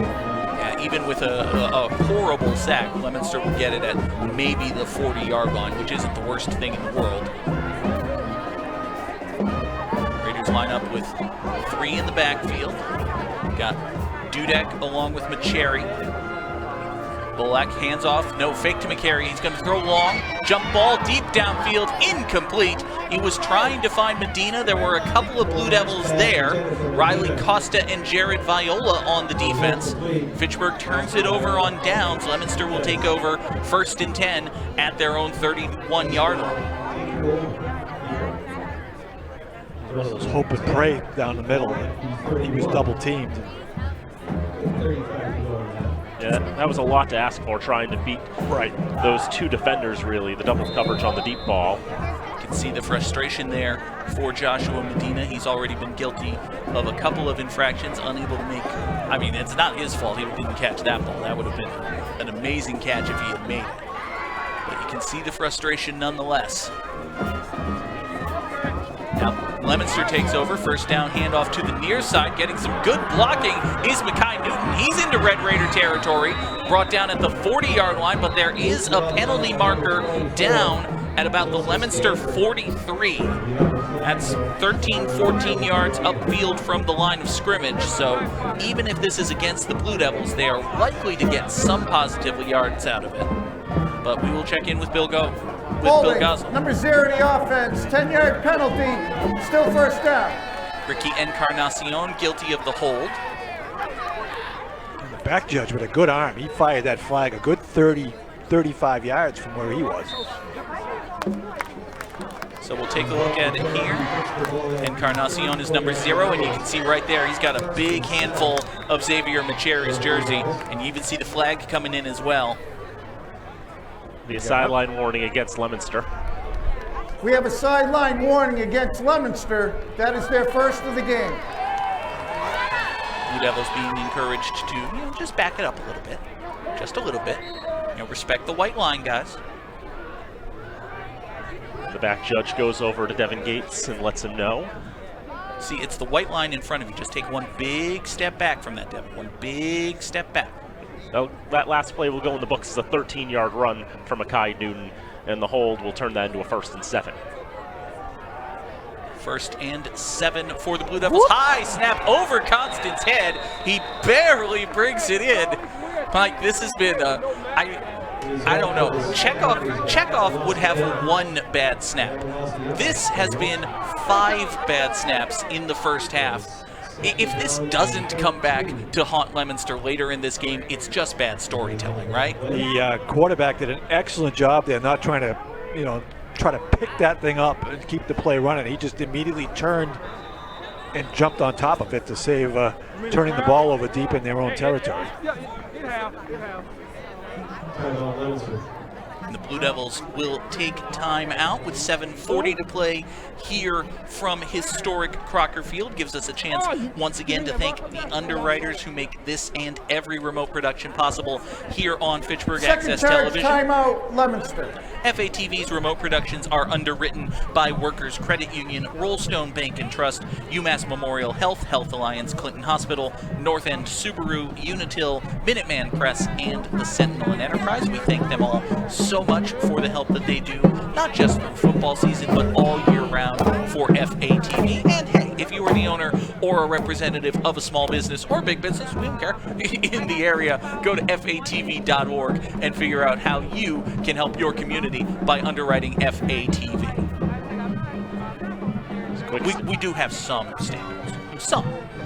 Just a quick stat check at this point. Fitchburg's offense, 14 plays for 30 yards. Leominster, 11 plays for 54 yards. And the penalties, of course, greatly in favor, if you will, of Fitchburg. They've got 30 penalty yards, and Leominster has 10. Penalties have been a recurring issue for the Red Raiders for years now, and that's not even an exaggeration. 2nd down and 14 for the Blue Devils. They need to get out to their own 41. Constant play fake, wants to go long, lofts up a duck that is into double coverage and picked off. There is a flag, however, a flag thrown by the back judge. Richard Santana caught the pass, but I don't think it's going to go in the books as an interception. Guess they've got to call DPI if that's how they're going to play it. That flag is going to bail out. Number 3 in the defense, 10-yard penalty from the previous spot. Replay 2nd down. It will be a defensive hold, and ultimately it's going to turn into a 2nd and 4. No automatic 1st down again, because penalty doesn't start with the word roughing. So Santana was guilty of the hold, which enabled him to make the pick. It's very difficult, Mike, if you're a defender on a pass that is that poorly underthrown, just trying to maintain your position, make a play on the ball, and not commit a foul. Yeah, that was a bailout flag because that ball was so underthrown that the hold had no effect on the play. Take a look at it again here. I think maybe the hold had come already before occurred. that, yeah. I hope so. And you see like Cabrera was running downfield and then he had to turn around. He almost played it like a punt return. And the wind has started to pick up a little bit. And what little wind there is in the face of the Blue Devils. But, I mean, Constant could have had a 10-mile-an-hour gust at his back and that ball still would have been underthrown. So. But because of the penalty, it is 2nd down and 4. Mekhi Newton goes in motion. Constant will keep it himself. He's got a big hole straight up the middle. Caden Constant is into Red Raider territory and brought down at the 40-yard line. The 20-plus yard run for the senior athlete, Caden Constant. 23 yards it is, in fact, for Caden Constant. It's the biggest play of the day, I believe, for Leominster as well. Just a big hole right off to the right of the center. Nobody touched him until he was across the... Is that an F at midfield? That's a Raider. I think it's a Raider. It's the old, in the form of the old Minnesota Viking also. That was second longest play of the day. Forgot Encarnacion's 28-yard touchdown. Kai Newton gets the carry on 1st down. They better blow these whistles or somebody's going to get hurt. He finally does get thrown down to the ground long after his momentum had been stopped. Emmanuel Encarnacion was the first Raider to hit him, and then he took 4 more cannonballs to the face before finally being brought down. They let that play go on for a little while because I guess Newton wasn't completely wrapped up really at any given point. So they figured there's still a chance he can get forward progress up until he's finally thrown to the ground there. I didn't hear a whistle until he was down, but you saw him. I did see the official put his arm up that apparently he killed the play. It's a 3-yard loss. It'll be 2nd down and 13. Encarnacion takes it to the right side. Almost looked like he wanted to throw it. Instead, he'll turn the corner, hurdle a Red Raider, and be driven out of bounds. And a flag comes in afterward. Might be some additional enforcement to do. But we will see. Let's get the word from Bill Goslin. Dead ball, personal foul, unnecessary roughness, number 5 of the defense, 15-yard penalty, 1st down. Colin Dudek guilty of unnecessary roughness after driving the ball carrier Newton out of bounds. It's another 15 yards against the Red Raiders. Leominster will absolutely take these handouts. That one was pretty close, it felt. To the 25-yard line, 1st and 10. And it's always tough when you're driving the player out of bounds. When is the whistle? When can you actually pull up? That time they felt that Dudek was a little too aggressive. Good snap for Constant this time.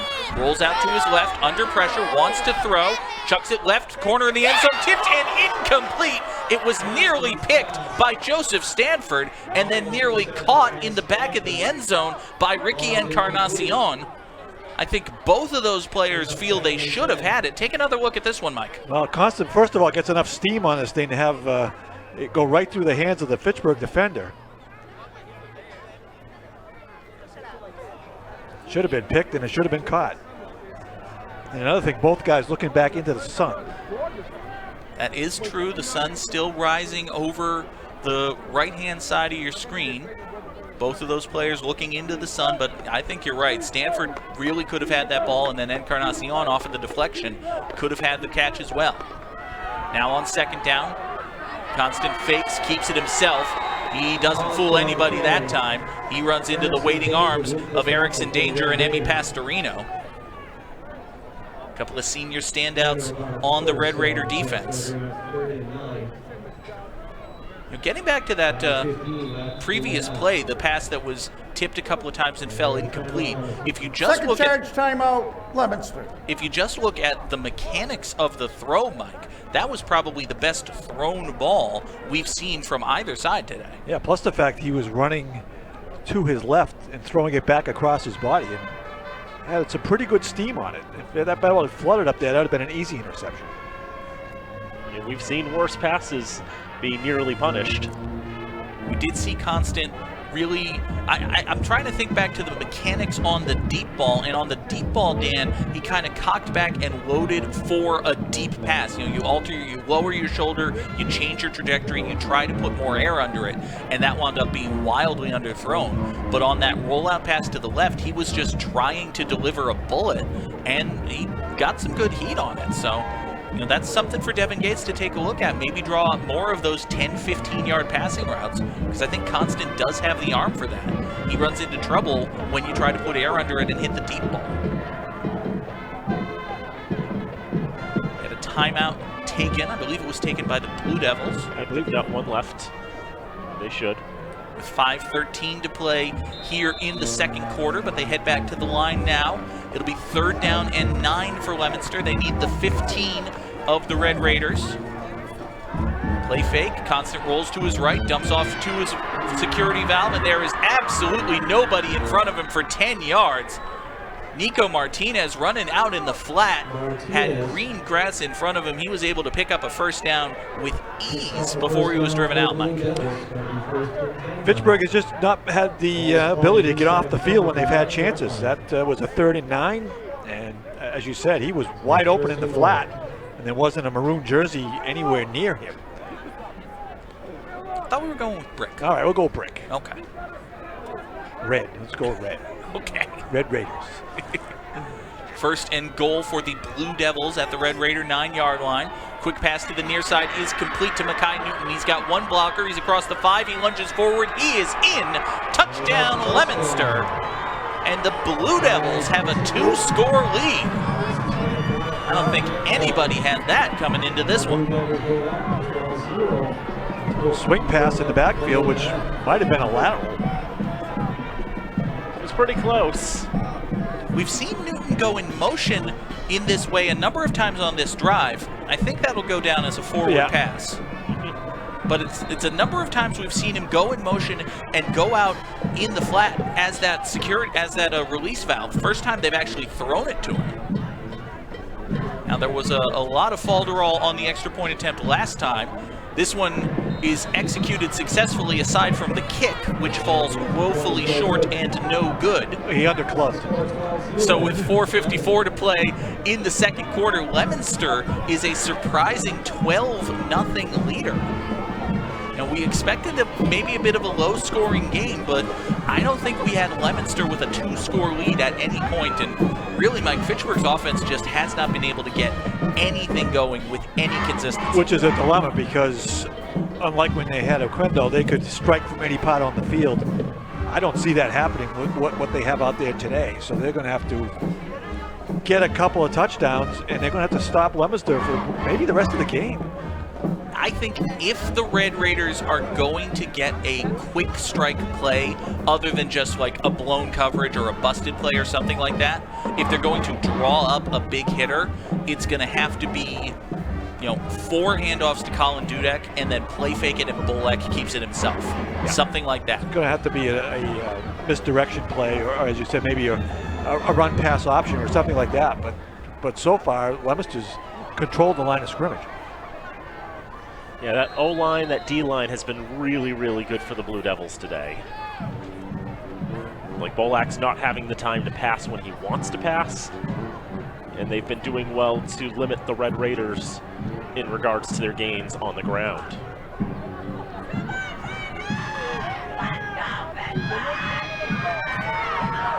Someone's got to get on top of that.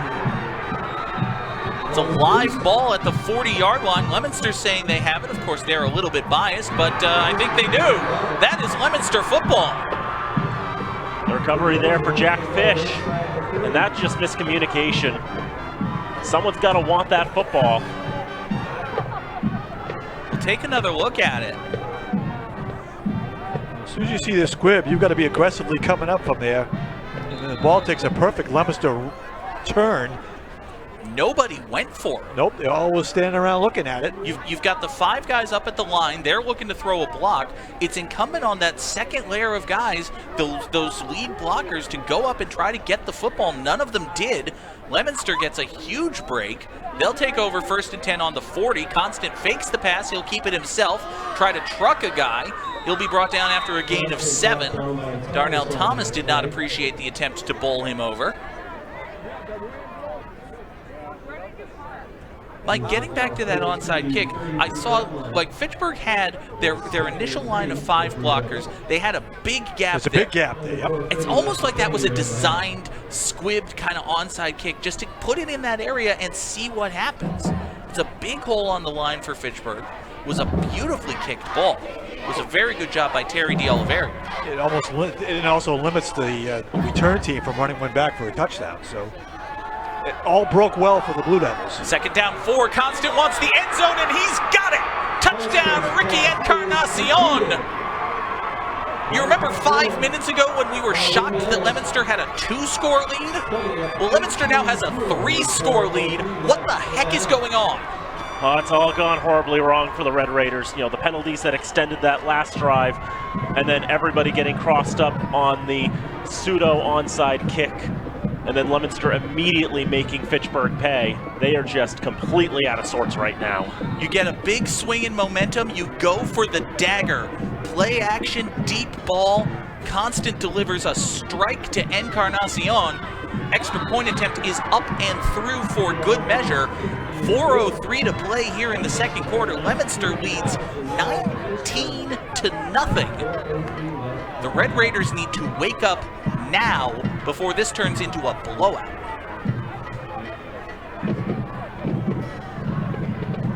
It's just stunning how this game has developed. Obviously, you know, it probably all started with the news that Anthony Oquendo wasn't going to be able to play, and then from there, you know. But as we've talked about it, Mike, as you said, it's not like we found out today that there was a chance he wouldn't play. I found out today because I'm not informed and I'm a bad broadcaster.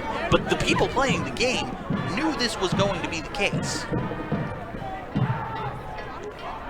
You have to think, yeah, they've prepared for this and what have you, but there's preparing and then actually executing. Yep, there is. And if you don't come out ready to play, and so far the Raiders have not, between mistakes and just getting outplayed by, really they've gotten outplayed by the Blue Devils the entire 1st half. Yeah, absolutely. Like, you can say all you want about Fitchburg not having one player, but you got to give credit to the guys in blue. Leominster is dominating this game in every aspect. This time the kick is picked up on a bounce at the 20-yard line. And fumbled. Then it's on the ground, and the Blue Devils have it. Joseph Stanford just could not maintain possession of the football. This is boggling. And Fitchburg's defense is going to be back on the field again for the 3rd straight drive now. Having just conceded a big play touchdown, having previously before that conceded a scoring drive. Let's take a look at this again. Stanford picks it up on the hop. He's carrying it like a loaf of bread and just comes flying out. He tried to switch hands. He tries to switch hands, loses possession. And the Blue Devils are Johnny on the spot. Now Mekhi Newton takes the 1st down handoff. Gets back just shy of the line of scrimmage. Dan, it has been a while since I've had a legitimate opportunity to use this term. Fitchburg looks like they've just been bamboozled today. They have no idea what is going on any side of the football. The offense isn't able to get anything going. The defense is exhausted at this point, having been on the field. The special teams is... There are very few words I can say on TV about the way the special teams is playing. It's not a good game thus far for Fitchburg High. It's going as bad as it possibly could be, especially now, as they just can't even get the offense back on the field. 2 consecutive kickoffs that have resulted in Leominster getting the football. 2nd down 11. Constant wanted to go long, but it was covered, so he dumps it off to the near side. That's Miguel Cabrera. Ball came loose, but it was after Cabrera was down. Xavier Macheri picked it up, and it was not happy to be told for the 2nd time today that that ball you picked up doesn't actually mean anything. And every time Fitchburg might have gotten a break here in the first half, it's gone against them. I think this is also the right call, though. Yeah, clearly, he's clearly down. Yeah, looked that way in live action. What football god did the Red Raiders tick off? She would get in trouble if I answered that question. It is 3rd down and 3 for Leominster. They will bring back that punt-like formation. This time the Red Raiders are ready for it. Fool me once, shame on you. Fool me twice, something won't get fooled again, says Jared Phillips as he drags down Ricky Encarnacion. This was the same formation and I believe the same play, Mike, that Leominster ran for their touchdown. Their first second charge, timeout. You can see on the screen they got everybody lined up to the right. So unless you're going to run the guy naked to the left, you know where the ball's going. So it winds up being a loss of about 4. It'll bring up 4th and 6. Given the field position, I expect the Blue Devils to go for it. Fitchburg did take a timeout. I believe that's their second of the half. Each team should have 1 timeout remaining in this first half, but also the Raiders desperately need a stop. Their defense needs a stop. Even if the offense isn't able to get points on the board, it would be a big deal just for the defense to get off the field, keep it to a 3-score deficit. I am flabbergasted that I am saying keep it to a 3-score deficit based on the way we expected this game to go going in.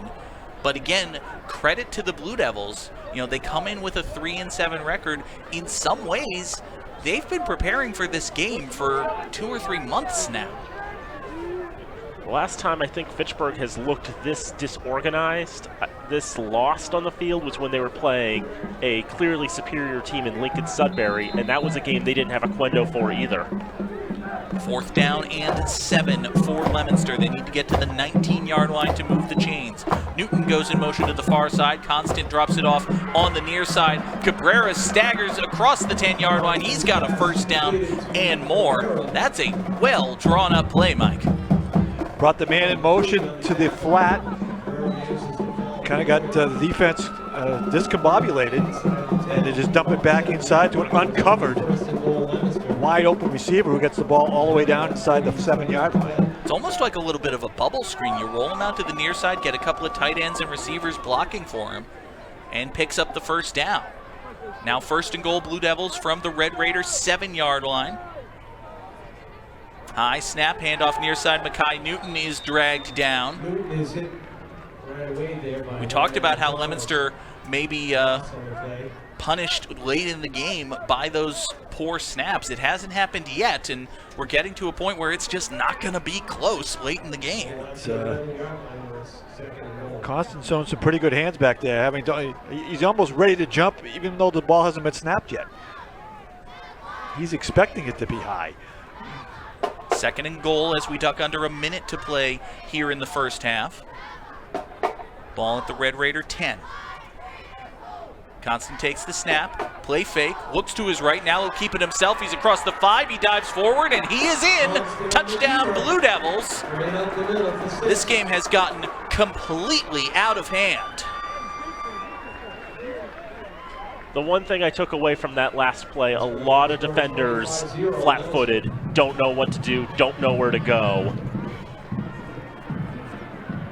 There is a deep sinking feeling in this Red Raider defense right now. Yeah, I have done a nice job of mixing it up with the run and the pass. And the defense being out there for so many plays in a row, that'll take care of it. I don't know what that is. I think Santana just mistimed the encroachment, 3 defense. He was trying to jump the snap, and he jumped a little too soon. I would suspect that the Blue Devils will just, scoot their guys forward 3 feet and kick the shorter field goal, and it looks like that's what they'll do. We did see De Oliveira miss an extra point earlier, left it short. There was their first one, which was a cluster on a number of levels. Last one was good. Good snap, good hold. This kick is up, and it is good. So with 43 seconds to play in what has been a disastrous first half of football, Leominster leads Fitchburg 26-0. hard to come up with words for that, but obviously it's just a matter of, the special teams, the kickoffs have just going awry there. The last time we saw the Red Raider offense on the field, it was a 6-0 game. And then they had that incompletion on 4th down.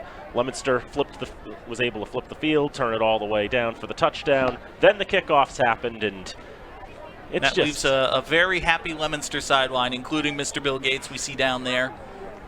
Sure, he's enjoying the first half. Second frackin' rackin' trader guy, used to be president of our board of directors. Now my team's up 20-0. My son's the head coach of the winning football team. But Thanksgiving, right? That's special, baby. Bill Gates. Wow. Good thing you like the guy. Hell yeah. It's all in good fun, as far as anyone else is concerned.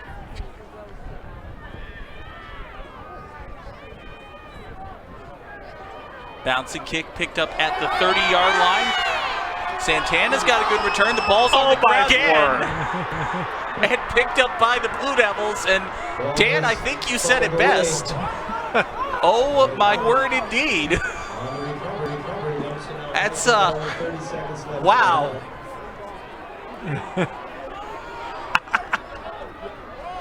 It has not been a first half to cover yourselves in glory for the Red Raiders, particularly on the kickoff returns.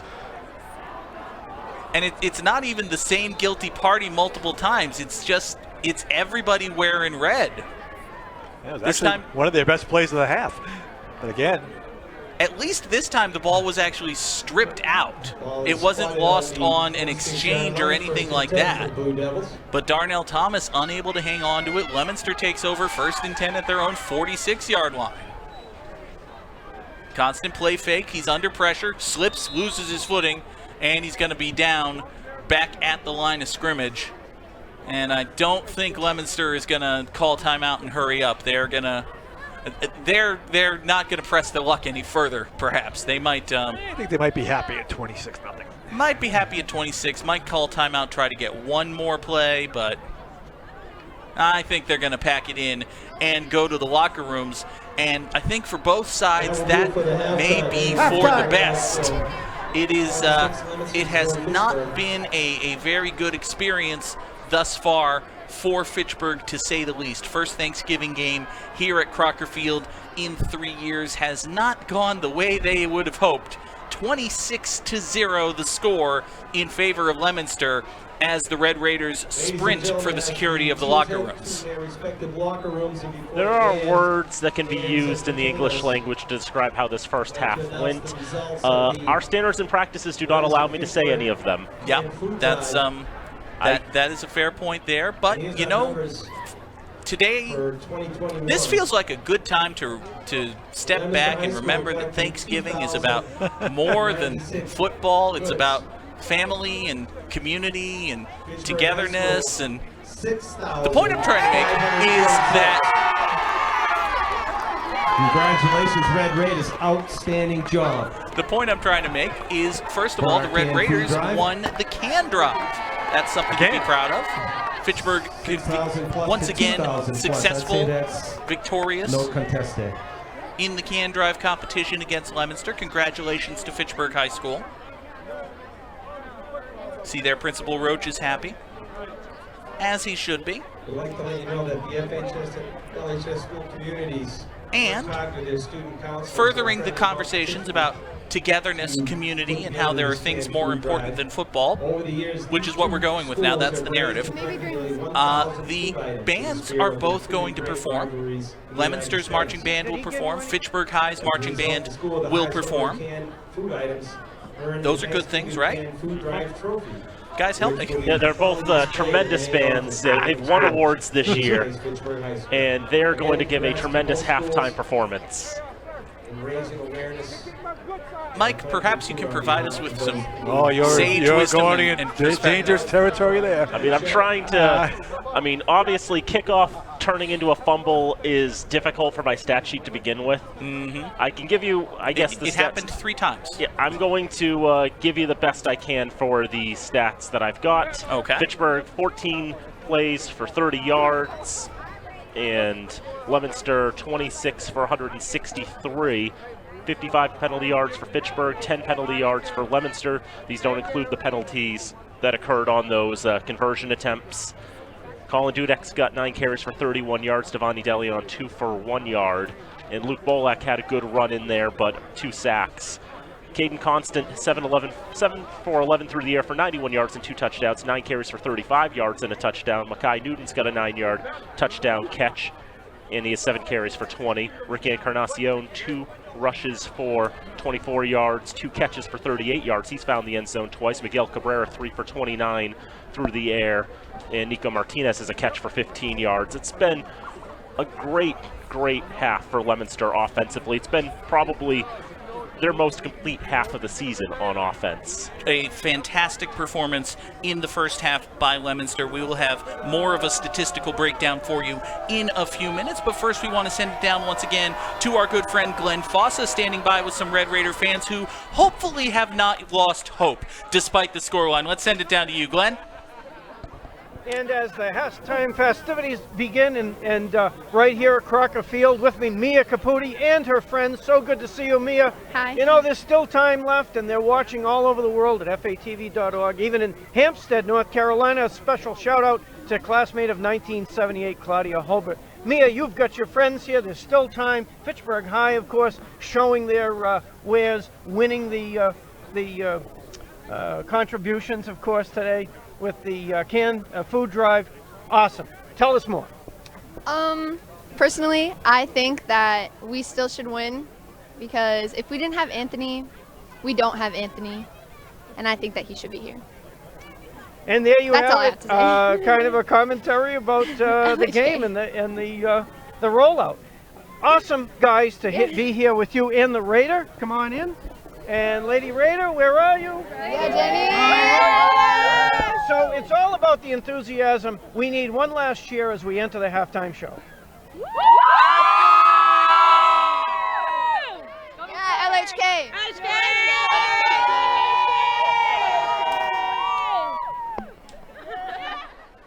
Thank you once again to Glenn Fossa, producing a number of segments for us here on FATV. Thanks, as always, for the good work you do. And while we have a moment here as Leominster's band is performing, we want to congratulate the inductees into the Fitchburg High School Athletic Hall of Fame, the 11th induction class presented by the Athletic Hall of Fame Committee. The inductees are, first of all, a posthumous entry for James Flynn, class of 1936. He was a 2-time captain of the baseball team, led the 36 team in hitting. He also played basketball under Hall of Fame coach Clarence Amiot. Congratulations as well to Barry Keenan, class of 1965, top runner in the 1960s at FHS, won the Worcester Knights of Columbus event. Congratulations to him. Lloyd LeBlanc, member of the class of 1972, a varsity football player, easy for me to say, under Hall of Fame coach Margot Landon. He also played baseball for Peter Ford. He was an honorable mention to the North Worcester County Sports Writers All-Star Team, first team offense in his senior year. A fantastic pitcher as well, over 75 strikeouts for Lloyd LeBlanc, class of 72, and a new inductee into the Fitchburg High Athletic Hall of Fame. Also want to mention Walter Bede, member of the class of 1981, a 3-sport athlete at Fitchburg High. Played under John Dubzinski, a familiar name. Isn't that right, Mr. Flynn? Must have played in the early 80s, because I think John was only here for a couple of years. That's right, class of 81. Wound up being drafted in the 13th round of the 1981 Major League Baseball draft, ahead of Lenny Dykstra. Fun little feather in his cap, but congratulations as well to Walter Bede. We also want to congratulate Brian Govan, member of the class of 1993. He was a dominant player under Doug Grutchfield in the early 90s, member of the state finalist boys basketball team in 91-92. I remember one of my first ever events covering for FATV was the dedication of the Grutchfield gym. That was a fantastic event we got to do back in 2006, 2007, something like that. Yep, late 2000s. Yeah, at the Grutchfield Fieldhouse. They played that game at the old high school, the Brickyard. congratulations as well to fullback Frank McDonald, member of the class of 2001, and he was, of course, a member of the Super Bowl winning 2000 team for the Red Raider team. He went on to play D1 football at Northeastern and UMass. Mark Jackson, a member of the class of 1982, was inducted as well. He was a track and field athlete and a football player in the early 80s. He was a 3-time captain. He actually played 3 sports for Fitchburg High and has been rightfully inducted into the Fitchburg High School Athletic Hall of Fame. And as a cumulative unit, the 1936 baseball team has been inducted to the Hall of Fame as well. We mentioned, of course, James Flynn, member of the class of 1936. Mike, is there any relation there? Just curious. I'm unaware if there is. Well, had to ask. But the 1936 FHS baseball team went 8-0, only the second undefeated baseball team in Fitchburg High history. They, of course, played under FHS Hall of Famer Loring Reed Stevenson Sr. They had not only James Flynn, but Hall of Famer Jimmy Leo. And we also want to congratulate the 1990 outdoor spring track and field team. They were the Midwatch B champs, the District E relay champs, and they have also been inducted into the Fitchburg High School Athletic Hall of Fame. That announcement, of course, having been made already, and the induction to take place. So congratulations to all of them. Indeed, a lot of talented athletes, getting their honors with Fitchburg High School into their Athletics Hall of Fame, and well-deserved for all of them. And our thanks to Alan Toomley, the chairman, and Sean Sweeney, our good friend, the secretary of the Fitchburg High School Athletic Hall of Fame, for letting us know that and letting us pass it along to you here on Thanksgiving on FATV. Again, we are at historic Crocker Field here in Fitchburg. The score, as you see, is not really what anyone would have expected and not what anyone wearing red would have hoped. 26-0 in favor of the Blue Devils at halftime. And Mike, we could spend most of the day and all of tomorrow talking about the ways Fitchburg hasn't done well in the first half. What has Leominster done right? What credit can we give to the Blue Devils for the way they've played in this first half? Well, despite all the turnovers that they've gotten on kickoffs, they have totally controlled the line of scrimmage. So they've been able to do what they want on offense. They run it when they wanted to. They've thrown the ball well. And on the other side, their defensive line has really gummed up what Fitchburg's offense has tried to do. For the most part, have kept Fitchburg's offense on the bench because the Leominster offense has owned the ball in the first half.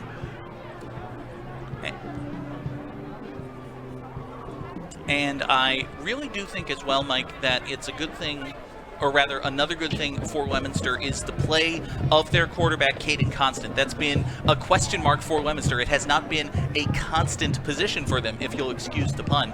But Caden Constant has been playing very well today. We saw one, let's be frank, really poorly thrown ball from him, but other than that, a couple of very impressive passes, making some plays happen with his legs. He's listed as an athlete on the program, and you can see why. He's just had the ball a number of different ways, and he's done some very good things with it for these Blue Devils. They've made very few mistakes, and Fitchburg's has made way too many. That's probably the easiest way to describe the first half. They've made all of the mistakes. All of the mistakes. You picture the little drawing with the guy raising his hand. All the mistakes. Make all the mistakes. That is, they should probably remove that from the game plan for the third quarter. But on a serious note, Dan, if you are Fitchburg High, you're in this locker room. What, if anything, actually, before we get that, before we talk about the second half, we do want to step down to field level and make sure that we show you the Fitchburg High School marching band as they get ready for their performance. So we will hear more from Dan Bolak and Mike Flynn in a few moments. It is Thanksgiving here on FATV. Let's send it down to the Fitchburg High marching band.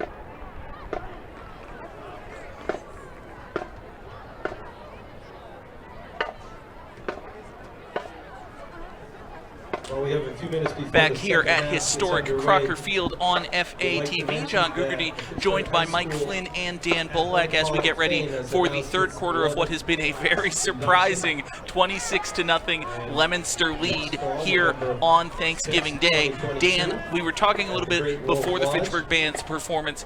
What do the Red Raiders need to do in order to get back into this football game? Well, the first thing is to forget about the score right now.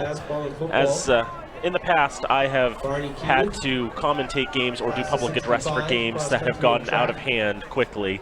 And in those situations, the way I've always dealt with it is treat it as if the game is 0-0. You're trying to play, you're playing for the lead, you're right on the cusp of it. Go out there and play with that motivation and just keep that thought in your mind. Try to stay hungry as you try to claw your way back into this game. Don't think of it as it's 26-0, the game's already lost, because otherwise you're just going to send yourself even further into a cycle of doom. And really, it seems, especially as we got deeper and deeper into that second quarter and the Fitchburg defense was still on the field and still on the field. You know, you mentioned they looked flat-footed and confused. We were talking about it up here in the press box. It almost looks like that feeling of discouragement, that feeling of doom has been there for the Red Raider defense. It's a very difficult thing to come back from. And Mike, as we transition to you, if you're head coach Greg Graham, your team's down by 4 scores against a team, any team they were supposed to beat, let alone their rival on Thanksgiving, what are you telling these guys in the locker room? Similar to what Dan said, you got to tell them, forget the first half. We get the ball here to start the second half. We need to score because we need something positive to happen and try to regain the momentum of this game. Because if you come out and turn it over and 3 and out again, Leominster, I think it's over now, to be truthfully. But another Leominster touchdown turns it into a rout. And you look at the score. Leominster put up 26 points in the first half. There's nothing to say that Fitchburg can't put up 26, 27, 28 points in the second half, but it's got to start. I mean, obviously, the first thing they've got to do is just hang on to the kickoff. You were telling me, Dan, at halftime, Fitchburg's offense has not been on the field since, 8.5 minutes left to play in the second quarter? Yep. And at that point, it was a 6-0 ball game, too, after that incomplete pass to start that drive in the second quarter. Honestly, it evokes memories, and you hate to bring this up from the losing team's perspective, but there was a Patriots-Jets game on Thanksgiving a few years back where Mark Sanchez was the quarterback of the Jets. You kind of feel like if you're a Raider fan, and let's be honest, we're all wearing red, we're on Fitchburg Access Television, you kind of feel a little sympathy for the way the Jets fans were feeling on that particular Thanksgiving. It's just one thing after another, one score after another. And now you look and you're like, okay, what do we do? What do we do to get back into this game? And hopefully, at least from the Raider perspective, hopefully it works out better for them than it did for the Sanchez and those Jets. First thing, though, is they've got to actually get the ball. The offense can't do anything if Luke Bolak's not on the field to take the snap. Terry DeOliveira on the field to kick it away for the Blue Devils. They are kicking right to left again here in this third quarter of action. And we are underway. Leominster will try to recover it themselves. This ball's not going to go the full 10 yards, but it is pounced on by a Red Raider. It's actually... Dan, there is no number 17 on my scorecard. I believe that is Ed Reynolds. Ed Reynolds has appeared. Ed Reynolds with the fumble recovery. Well, not fumble recovery, but the onside kick recovery by the the onside kick attempted by the Blue Devils, recovered by Ed Reynolds of the Red Raiders. Always good to get an Ed Reynolds in. Ed appears in most of games that you do at the high school level. So for the first time in more than half a quarter, the Red Raider offense takes over, and they actually have really good field position. 1st and 10 at the Leominster 48-yard line. Blue Devils tried to go for the throat there. Pitch to Darnell Thomas on 1st down. Not much doing there for him. He is actually dragged down for a loss by Giovanni Roman.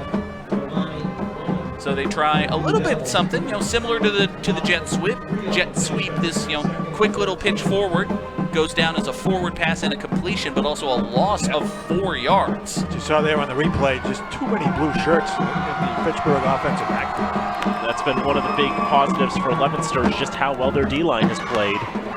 They have overwhelmed Fitchburg's offensive line. Second down, 14 for the Red Raiders. Colin Dudek and Devani DeLeon in the backfield. Dudek had some success as a tailback, but he lines up now as the fullback for DeLeon. Play fake, Bolak looks to his left, under pressure, rolls to his left, rolls, and he is going to be thrown down with authority by Caden Constant. Caden Constant, the starting quarterback, but we've joked about it. He's listed as an athlete, but he can do a lot of things on both sides of the ball.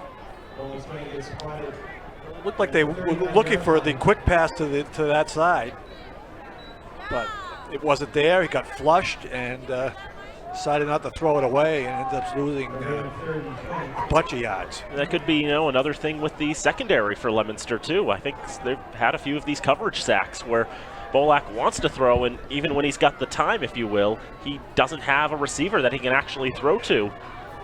Really good coverage downfield that time for the Blue Devils. Now 3rd and 20 for the Raiders. They go 4 wide. Motion to the near side. Bolak will keep it himself on the design QB run. Breaks a tackle, gets almost out to midfield. It's a gain of about 7, but he needed 20. It'll be 4th down. And there is a Red Raider down. Looks like that's Elijah Jellin, but he's able to get up under his own power. Mike, this was a design QB run all the way. Yeah, he tucked it right away. Did a nice job picking his way through the Leominster defense, getting it out to close to midfield, and makes it close enough, I guess, to go for it on 4th. I mean, at this point, down 26-0. What do you have to lose at this point? It's Thanksgiving. You're not going deeper in the playoffs. This is the last game of the season for a team with this many seniors. It's their last game period. You might as well go for it. Bolak takes the shotgun snap. Almost looked like he wasn't prepared for it. Just lofts it up to the far side. That pass is intercepted. Picked off by Ricky Encarnacion. It's actually going to lose some yardage for Leominster. 4th down, knock it down after all. But Encarnacion is brought down at about midfield, and the Blue Devils will take over. Yeah, I agree with you, John. That ball looked like it was snapped early because nobody moved. Yeah, I don't know if the Raiders were trying to be deceptive here or if they were just caught off guard, but didn't fool nobody. Both teams have had trouble with the snap. We saw Fitchburg almost lose a ball earlier when it was snapped to a man who was going in motion. This time that ball, it's weird. If it's snapped early, it's not a false start because, hey, it snapped, the ball's live. So now Leominster takes over, 1st down at their own 49-yard line. Handoff to the near side goes Makai Newton. He's across midfield into Red Raider territory, brought down at the 46 after a gain of 5 yards. Good blocking there on the Leominster offensive line. Want to shout out Delmar Wright, Logan Arce as well. Big number 69, Tony Kendall. All enabling that 5-yard run by Makai Newton. Blue Devils taking an awful long time getting this play in. Now 10 seconds on the play clock. They're in a position to where they can run as much clock as they like. 2nd down, Constant will keep it himself. Nothing up the middle, so he bounces it out to the right. He's got a 1st down and more. Shakes a tackle at the 35 and finally ducks out at the 30. After a really good run, give him about 17 yards and another Blue Devil 1st down. He's trying to follow his lead block there. There's nothing doing. But the Red Raider defensive line couldn't keep contained. Constant was able to bounce it to the outside. Got a big gain and another 1st down.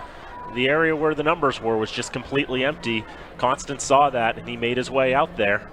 And it took about 15 yards before Fitchburg could wrap him up. Blue Devils now set up at the Red Raider 30-yard line. 1st and 10, Leominster. Constant fumbles the snap, and he's just going to drop it. Fall on the football himself. Couldn't get the exchange off to Makai Newton. Another break goes the Leominster way. That ball falls right back into the waiting arms of Caden Constant. And Mike, he was smart just to fall on that football. Yeah. Trouble with the handoff and didn't try to, again, what happened the last time he dropped the ball. He just jumped on top of it. Lose a couple of yards. Let's go to 2nd down.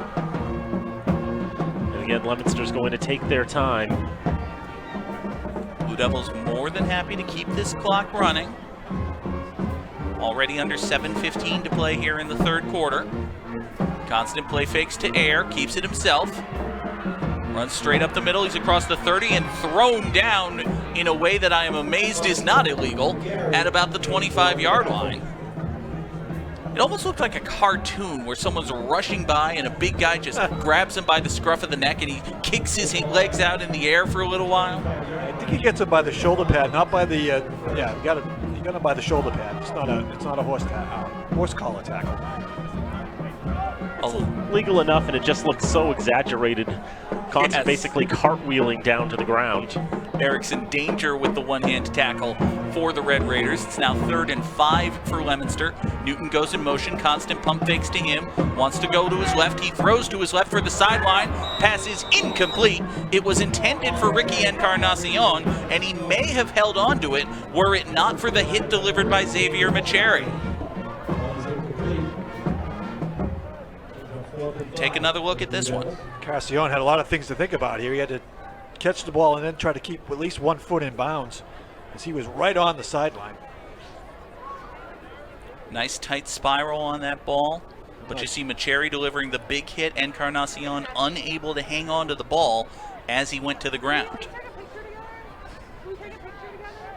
4th and 5 for the Blue Devils, but they're at the Fitchburg 25, so they will go for it. And we will get First a timeout. charge timeout of the second half, Leominster. So the Blue Devils take timeout with 6:20 to play here in the third quarter. We want to let you know, of course, that Fitchburg Access Television is your local access TV station. If you live, work in, go to school, or are a member of a Fitchburg organization, you can become a member of FATV. Membership brings many benefits and gives access to all of FATV's equipment, including cameras, audio and lighting equipment, edit suites, studios, and much more, including our newest edition, the FATV Podcast Suite. We offer technical training classes to teach you how to create your own program. You can reserve channel time to broadcast your program to the community and beyond. Visit FATV.org for more details and start producing your show today. Leominster having dominated this game, they have 197 yards of offense. Fitchburg is now sitting at 27 yards of offense. That's not good. I don't think that's good. Not ideal, and Leominster is going for it on 4th down. They're 2 for 2 today. They will try to make it 3-4-3 as they face 4th and 5 at the Fitchburg 25. They need to get to the 20-yard line. And they will be backed up 5 more yards. It'll be 4th and 10. Ball start. Brian Number Aguilar. 1 of the offense. 5-yard penalty. Remains 4th down. Brian Aguilar took a step forward, and he knew immediately he had messed up. Yeah, Mike, you saw him just hang his head there like, oh no, I screwed up. You look at that big hole to jump in. And when you're a receiver on the split end, you were saying earlier in the season, you're not listening for the snap count. You're just looking at the ball. You know what the count is. 4th and 10 now for the Blue Devils. High snap, Constant brings it down as he has all day. He'll keep it himself as he has most of the day, and he'll get a first down and more. He's across the 15 to the 10. He is in! Touchdown, Caden Constant! And this is officially a blowout. Caden Constant, a 30-yard scramble. Mike, this was not a designed run, but it was a very effective run for the senior athlete, Mr. Constant. Yeah, he looked downfield, couldn't find anybody open, and just rolled to his right. And then, let's say Fitchburg didn't put on a great example of tackling here at the end of this play. 1, runs through Santana. 3, 4. Extra point attempt is up and off the upright, no good. 32-0 is the score with 6:05 to play here in the third quarter. And so far it is much like the end of the second quarter. Fitchburg's offense not able to get anything going. Leominster takes the ball and they just march downfield. Methodical and effective, and then getting the big play when they need it. And Constant, just in what is his last high school football game, showing off his wheels. He's already won once on Thanksgiving as the sophomore quarterback 2 years ago. He led the Blue Devils to victory in shutout fashion. And yeah, Leominster's going for their 3rd straight Thanksgiving shutout. not exactly how the Fitchburg fans hoped that their first Thanksgiving at Crocker Field in 3 years would go. But it's, well, a lot of things happen. And really, Mike, the easy thing to do would be to say, gee, I wonder what would happen if Anthony Oquendo was playing in this game. But you're never going to know. So Anthony Oquendo with this Fitchburg team against that Leominster team, Leominster is a better team than Fitchburg on the field today. That's, one player does not make up the difference between these teams, I don't think. So one thing to think about too for Fitchburg is they've got to score at the end of this quarter. If they do not, mercy rule is going to be in effect. And, well, which is 30 points after 3, and that's going to be running clock. So if the score remains the same at the end of the quarter, we will go to a running clock for the 4th, regardless of what happens. Even if Fitchburg is knocking on the door and then early on in the 4th quarter they get into the end zone, once they go to that running clock, they are gone to the running clock. And that obviously would make it a much tougher task for the Red Raiders. So if they are to harbor any hopes of victory here on Thanksgiving, they basically need to get points on this drive. They will start from their own 26-yard line, 1st and 10. Bolek has 2 in the backfield. He will hand it off to Macheri. Bounces off a tackle and is brought down in the backfield. Actually, excuse me, that was Devani DeLeon, the ball carrier. And DeLeon loses a couple of yards. It'll be 2nd down and 12. DeLeon, Dan, one of the few sophomores on this roster. Not playing, presumably, in his last Thanksgiving game. It's pretty much the story we've seen all day. Blue jerseys in the backfield before the running back gets to the line of scrimmage. He's just not had the chance to really do anything. 2nd down and 12 for Fitchburg. This time they try Dudek running to the right side, get a little more success. He cuts to the outside. He's across the 35 and out of bounds, but that'll be good for a Fitchburg 1st down. Stop the clock, move the chains with 5:10 to play here in the 3rd. And really, Mike, Colin Dudek has been the best ball carrier Fitchburg has. Set up by a beautiful hold right there. Well, yes. I saw it live. He had two fistfuls of jersey. The Leominster guy was trying to go after the tackle, and he couldn't get anywhere. Good thing I don't have a 79 on my roster. I was going to say. Ed Reynolds changed numbers. I was going to mention his name. I just... Might have been Raymond Luxury Yatched on that and without my telestrator, I couldn't circle him. DeLeon goes in motion on 1st down. Bolek pumps, pass is tipped and incomplete. Batted at the line of scrimmage by Mackay Newton. These Leominster playmakers do it on both sides of the ball. We saw a big sack by Caden Constant, now a deflected pass by Mackay Newton. And Mike, this is just basic defensive line work. You don't get there, you jump up, bat the ball. This is fun for the Leominster defense because they know they can just sell out and go after the ball. 2nd down and 10 after the incomplete pass. Got to think Fitchburg's going to try to draw up a big play here, go to the air, do some play action or something. They've got to get points on the board before the end of this 3rd quarter if they want to have any chance. Try to set up the receiver screen to the near side. Pass is complete. Ducking out of a tackle across midfield and out of bounds is Joshua Medina. Mark him out at the Leominster 48-yard line. That's another Fitchburg 1st down. And Dan, the Red Raiders are starting to move. So that's really the first proper pass that Luke Bolak's been able to complete today. And in that case, before the snap, you could see him, Darnell Thomas, sort of moving around on the line, trying to make sure they were all in position so that they weren't going to be flagged for too many in the backfield. 1st and 10 Red Raiders now at the Leominster 48-yard line. Bolek will keep it himself off of play action. Gets across the 45 and is down at the 43-yard line. Mike, on that play, Bolek was basically acting as a tailback. Yeah, that was a design run from the get-go. Just fakes the Dudek handoff and just follows the fullback up to the hole. Good blocking there by Sam Faulkner, Elijah Jellin.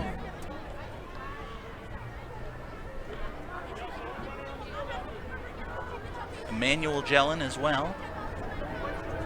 Under 4 to go in the quarter. 5-yard gain for Bolak, sets up 2nd and 5. Now Dudek takes it on 2nd down, tries to turn the corner on the left side. He is shoulder blocked out of bounds. Ricky Encarnacion delivering the hit. Dudek picked up 4. It'll be 3rd and 1 for the Red Raiders.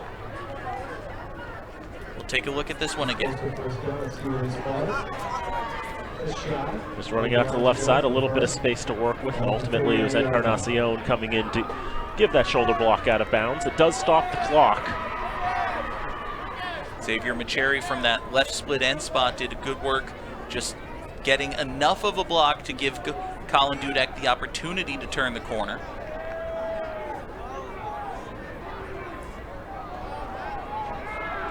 There's Encarnacion, been a standout on both sides of the ball. And a junior for the Blue Devils. He'll be haunting defenses next year. He'll be haunting, well, both sides of the ball, offense and defense. He'll be haunting other teams next year as well. 3rd down carry for Colin Dudek is not much, but it's enough to get the 1st down. Needed 2 when he got 1. So it'll be 1st and 10 for Fitchburg at the 37-yard line. Again, the clock is more of a factor than you would think. Obviously, down 5 scores this deep in the game is troubling. But just in general, you need to get points on the board before the end of the 3rd in order to avoid the running clock in the 4th. So something to be mindful of. Now Devani DeLeon gets the carry on 1st down. He's across the 35, brought down at the 34. And Mike, it really seems like Fitchburg's offense on this drive has just been trying to establish something. You know, it's almost like you said, play the game as if it's 0-0, try to get something going. Just something positive. Don't want to get shut out, as Dan mentioned. They've been shut out the last 2 games here, the last 2 Thanksgiving Day games in a row. You have to go back to 2017, where the last Thanksgiving victory for the Red Raiders, the last time they scored on Thanksgiving. 2nd down, Bolak's pass is complete. Darnell Thomas, the catch, brought down inbounds by Riley Costa.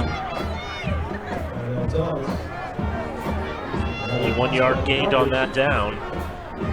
Just a quick short pass, but Costa, if he had a pick 6 in the game back in September, and he wrapped up Thomas like he wrapped up that ball, actually scoop and score, because, you know, ball fumbled out of the hands into his hands without touching the ground.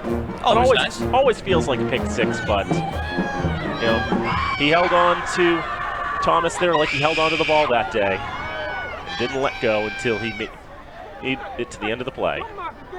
Bolak rolls left on 3rd and 6, not really looking downfield. He's going to keep it himself, and he is speared down hard at the 30-yard line. Tony Palmariello doing his best Goldberg impression. Am I wrong, Mike? Take a look at this big hit. I think he catches him off a spin, too, even better. We've talked in the past about styles of spears, and, you know, some like nice safe spears are like Christian. No, that's a Goldberg spear. That is an I am going to lower my shoulder and destroy you, and if you happen to survive, hey, good for you. Now on 4th and 4. Fitchburg needs this. Bolak play fake, rolls to his right. He's got plenty open front, but he throws to Dudek. Pass is complete at the 15, and he goes out of bounds. Joshua Medina was open in the end zone as well. Medina's not happy he didn't get the ball. But it is a 1st down completion to Colin Dudek. The problem was Bolak was under siege to start the play. And by the time he got around the corner, he didn't see the player way down the field who was wide open. You see there, top of your screen, Medina a little bit demonstrative. He had beaten his man. He was there. Folks in the press box saw it. Fortunately for the Blue Devils, Luke Bolak did not. 1st and 10 Red Raiders, 46 seconds to play in this 3rd quarter. They can get a 1st down without scoring. Colin Dudek gets the carry. He is flipped over at about the 10-yard line, falls down at the 9. Fitchburg has time for at least 1 more play here in the 3rd quarter. Again, if the Raiders don't score before that 30 seconds expires, we will go to a running clock for the 4th. And while, to be frank, this game is almost certainly over, it would certainly be over if we go to a running clock. The Raiders actually consider using a timeout here if they don't score on this play. I think if that was in their mind, they would have played this entire quarter with more of a sense of urgency, to be honest.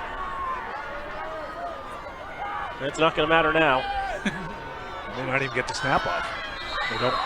You remember 38 seconds ago when I said the Raiders had time for one more play? That is the end of the third period. They chose not to use that time. And with the three-quarter time and a 32-point lead, mercy shall be declared. And it's a 12-minute run to another Leominster Thanksgiving victory, essentially. 32-0 after 3. If you told me going in that it would be 32-0 after 3, I would have said, huh, Fitchburg really handled their business. No, that is not what happened.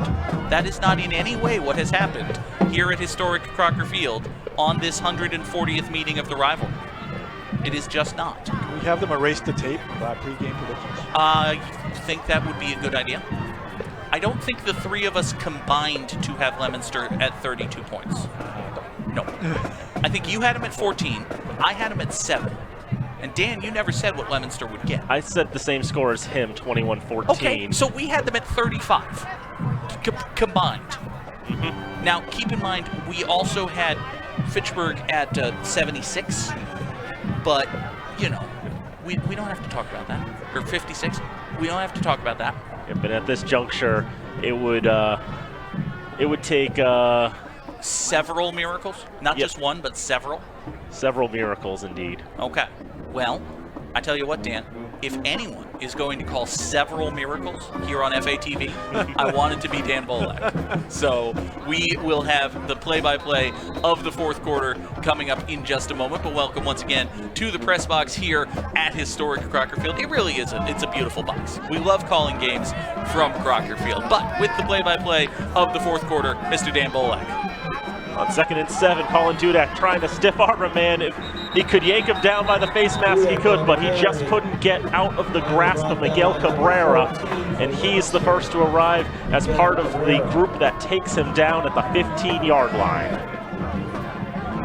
And now you see a little bit of jawing back and forth. I think it's actually some 2-on-2 violence there. Darnell Thomas and Mackay Newton exchanging words after the play. A few guys got tangled up here at the end of the tackle. Dudek tries to get up. Dudek perhaps a little aggressive with Mr. Cabrera in the eyes of the Blue Devils. 3rd and 13. Got to get to the 2 for a first. And to get their first Thanksgiving score since 2017, they've got to get 2 more yards than that. Bolak rolling right side. Bit of space, he throws. He's got a shot there, but he's overthrown it. It's incomplete for Medina. There is a late flag, though. Flag was thrown after the pass was up in the air. And as we've mentioned, because mercy has been declared, the clock will continue to run even on the incomplete pass. And even as the officials discuss the penalty. Ineligible receiver downfield, number 55 of the offense. Penalty be refused. 4th down. Emmanuel Jellin, the guilty party. Leominster decides we'll take an incomplete pass, set up 4th and 13. All the pass would have done would have been to keep the down.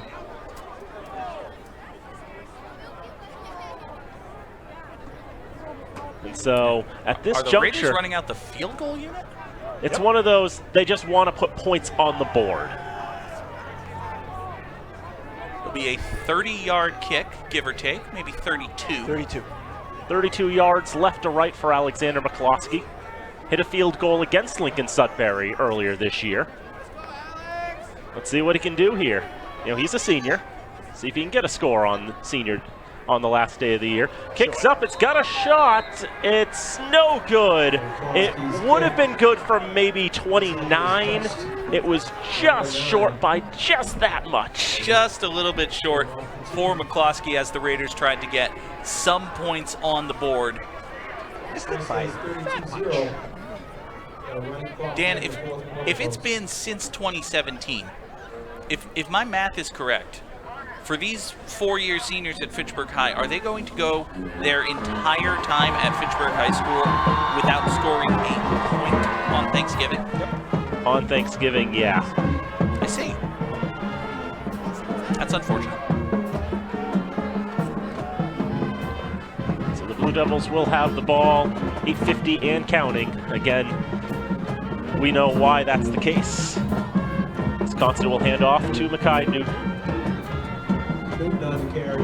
The Blue Devils not digging into their bench at all. Be a loss of 1 on first down.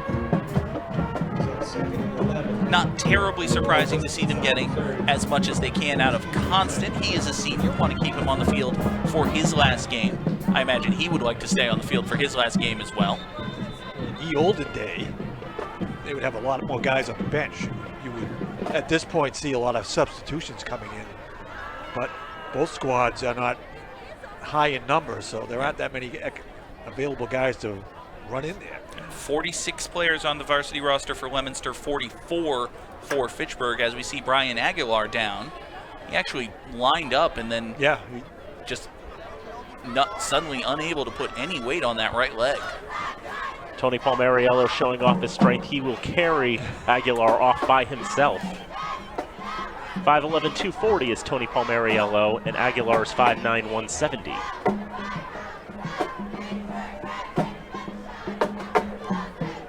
So after performing that feat of strength, that's the most efficient way of getting your friend at sideline.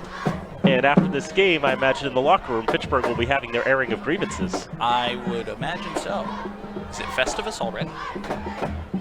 Well, we know how it seems like Christmas is getting earlier every year. That's true.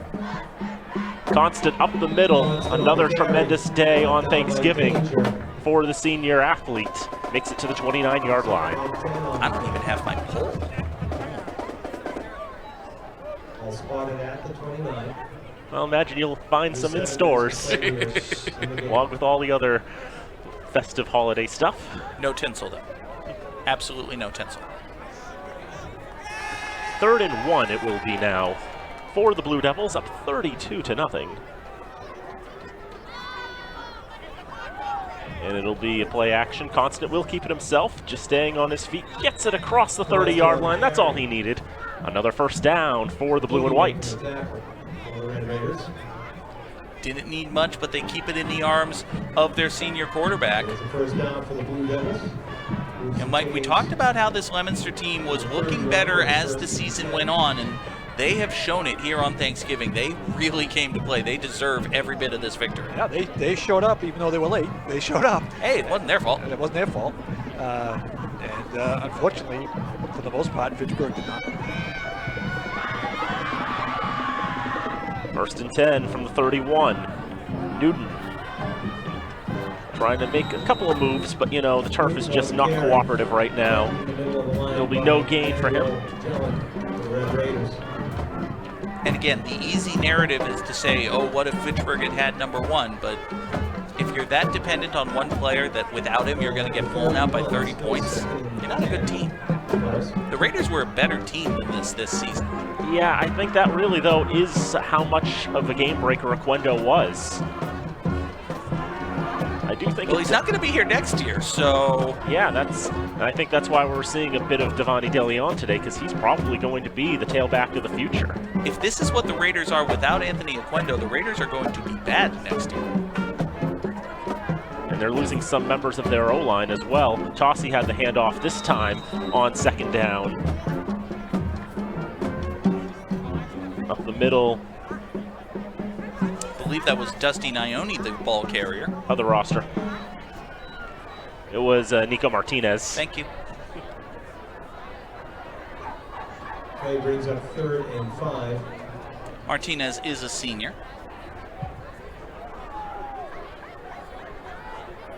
Leominster will go and communicate the play down to the field level.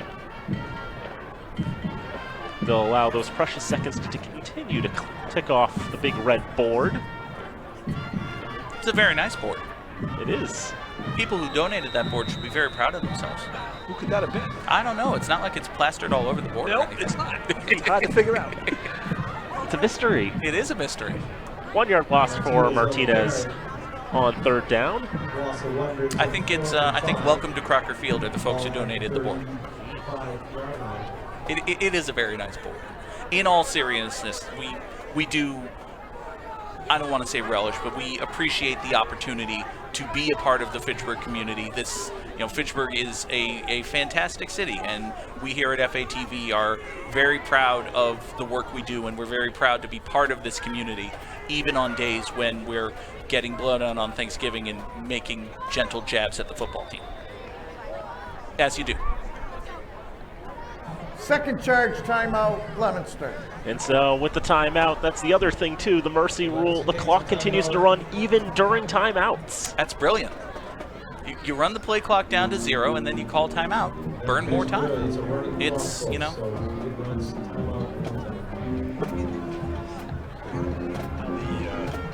The scoreboard that it replaced had been here for quite a while. And the scoreboard that replaced had been knocked down in the microburst. Yes, 1988, I want to say the microburst was. Yeah, the thing it was bent over like a pretzel. It was like this. That doesn't sound good. No. Yeah, there are pictures on there on the internet of how messed up that scoreboard got. Mm-hmm. There used to be a lot of tall trees in that area by the river that all got knocked down. The big storm I remember is the ice storm in 2000. What was it? 10? Yeah, 2008. Yeah, that was probably the most wild weather event I can remember from the time I lived in Fitchburg. That was. I was living at Meadowbrook Village at the time, so I was lucky that we had power, but we were going up and down streets. There were power lines down, everything iced over. That looked like a war zone. That was something else. Yeah, I know in my lifetime that's, I think, the big weather event because, I was just born a couple of years after the microburst, but I've heard people talk about it. Mm-hmm. So under 2 to go in the contest, and Leominster to punt for the second time today. Ivan Kadua will put this up in the air. And it'll take a favorable Fitchburg bounce. And it'll stop at the line that is the meaning of life, the 42-yard line. Red Raiders will have 90 seconds minus however long it takes to set up. So, a while. We're going to be 1 minute from ending this game before it gets to afternoon. Which is incredible for Thanksgiving Day. It's not the way you would have wanted it to happen. No. Raiders will have a little bit of time to run some plays. Maybe a play or 2 or 3. We'll see if they can get on the board. 1st and 10. Bolak, play action, holds it, switches hands. Runs to the near side. He's got some space to run. Luke Bolak at the 40-yard line. Forced out of bounds. Move the chains, but don't stop the clock. There's a flag, too. Well, will they move the chains at all? I think they might mill around for... 14 offense. 10-yard penalty from the spot of the foul. Replay first down. And that hold's basically going to end the game at this juncture. That's like, why are you throwing a flag? Because you can end the game. Well, the game's over anyway. The clock's still running. I was like, can you... In the old days, it would have stopped the clock without this mercy rule. So Bolak gets 11 yards. 10 of it canceled on the hold. They're not going to have time to run another play. It's going to be 3 consecutive. Well, let's see if they can get up there in time. 3, 2, 1. Nope. That's the ball game. For the 3rd straight Thanksgiving, Leominster wins in shutout fashion, 32-0. Wow. I think that's the word. We come into this game, we know Fitchburg is without the services of Anthony Oquendo, and we're not here to talk about why. He's just not here. You come in, you expect a low-scoring game. Leominster's struggled all season. They've picked it up a little bit in their last 2, but they still come in as a 3-7 team, and Fitchburg still came in as a 6-3 team. And to come here to Crocker Field for the first Thanksgiving game here in 3 years and get blown out 32-0. The only word you can say is wow. Mike, do you have any other words? Just one of those games that one team came to play and the other team didn't. Leominster took control of this game early and took advantage of a bunch of Fitchburg mistakes in the first half. Won it going away. Yep, it's a painful loss for the Red Raiders. It's been a very good season, I'd say. They made it into the playoffs the first year of this new statewide format. We're basically a conversion away from pulling off a big upset against Westfield. They demolished an Algonquin team that probably had every right to be in the playoffs. And then into Thanksgiving, without the heart of their team, basically, in Anthony Oquendo, they just were staggered from the get-go. The offense had trouble at the very beginning, and then it was a close game into the second quarter, but then after they weren't able to hit that fourth down pass, about 8:45 to go in the first half, Leominster got the ball, and we didn't see the Fitchburg offense again. And it wasn't for one really long drive by Leominster, it was 3 touchdown drives, because Fitchburg just had a comedy of errors on the kickoffs. It's a tragedy for them in a sense, and they just did not have an answer for Leominster. They've been looking forward to this for weeks upon weeks, and that's, I think, one of the other things, with the whole rivalry being played twice a year now, is that's been a chip on Leominster's shoulder ever since, really, September 10th, the day they woke up the following morning after losing 27-12 to Fitchburg. Leominster knew that they had the state circled. They always would have anyway, but they knew they were going to get their revenge today, and revenge they got. And you see down there on the field, Devin Gates and Greg Graham embracing, congratulating each other on a good season, even though for Fitchburg it ended on a horribly disappointing note. And obviously there will be questions going forward for the Red Raiders. At the end of the day, we play up the rivalry. We're Fitchburg. We hate Leominster. We want to beat Leominster. Leominster. It takes two to tango, doesn't it? And this rivalry, it is as big as these two communities, and it really is, at the end of the day, it's part of the Thanksgiving tradition here in both of these towns. And sometimes you play the game and you get your butts kicked. Sometimes you play the game and the other team beats you 32-0. But at the end of the day, I would like to think, when you look back, and Mike, if I'm full of BS, tell me that, but I would like to think, at the end of the day, you look back and you say, hey, I got to play in these really cool games against this other team from Leominster. This rivalry, again, we said it at the top of the broadcast, it's unique in the country, that this rivalry that we have here. Yeah, there are a few other states that play games on Thanksgiving, but not many. So this is a Massachusetts tradition. And very few that have been playing for as long as this one's been going on. But if you look at most places, they don't play on Thanksgiving Day. So this is special for this area. In 115 Thanksgivings these two teams have played, 140 times they've met on the field. And of course, right here at Crocker Field in 2022, we'll see Fitchburg and Leominster take to the field again to open up the season. Number 141. Yep. That's the plan. And of course, these two teams will look very different, as they always do, with how high school football operates. And we'll be interested to see who the teams will be able to bring forward out there, who will be able to step up and rise to the occasion, and really how these two teams will look to try to set up their 2022 seasons. 25 seniors for Fitchburg, 16 for Leominster. For them, their final game as high school athletes. Some, of course, will go on. Some, hey, we might even see when we cover Fitchburg State University. But for the final time for them, they play high school football here on Thanksgiving at Crocker Field. Folks, before we say goodbye, we want to thank one more time our underwriters who help produce this and every FATV remote production.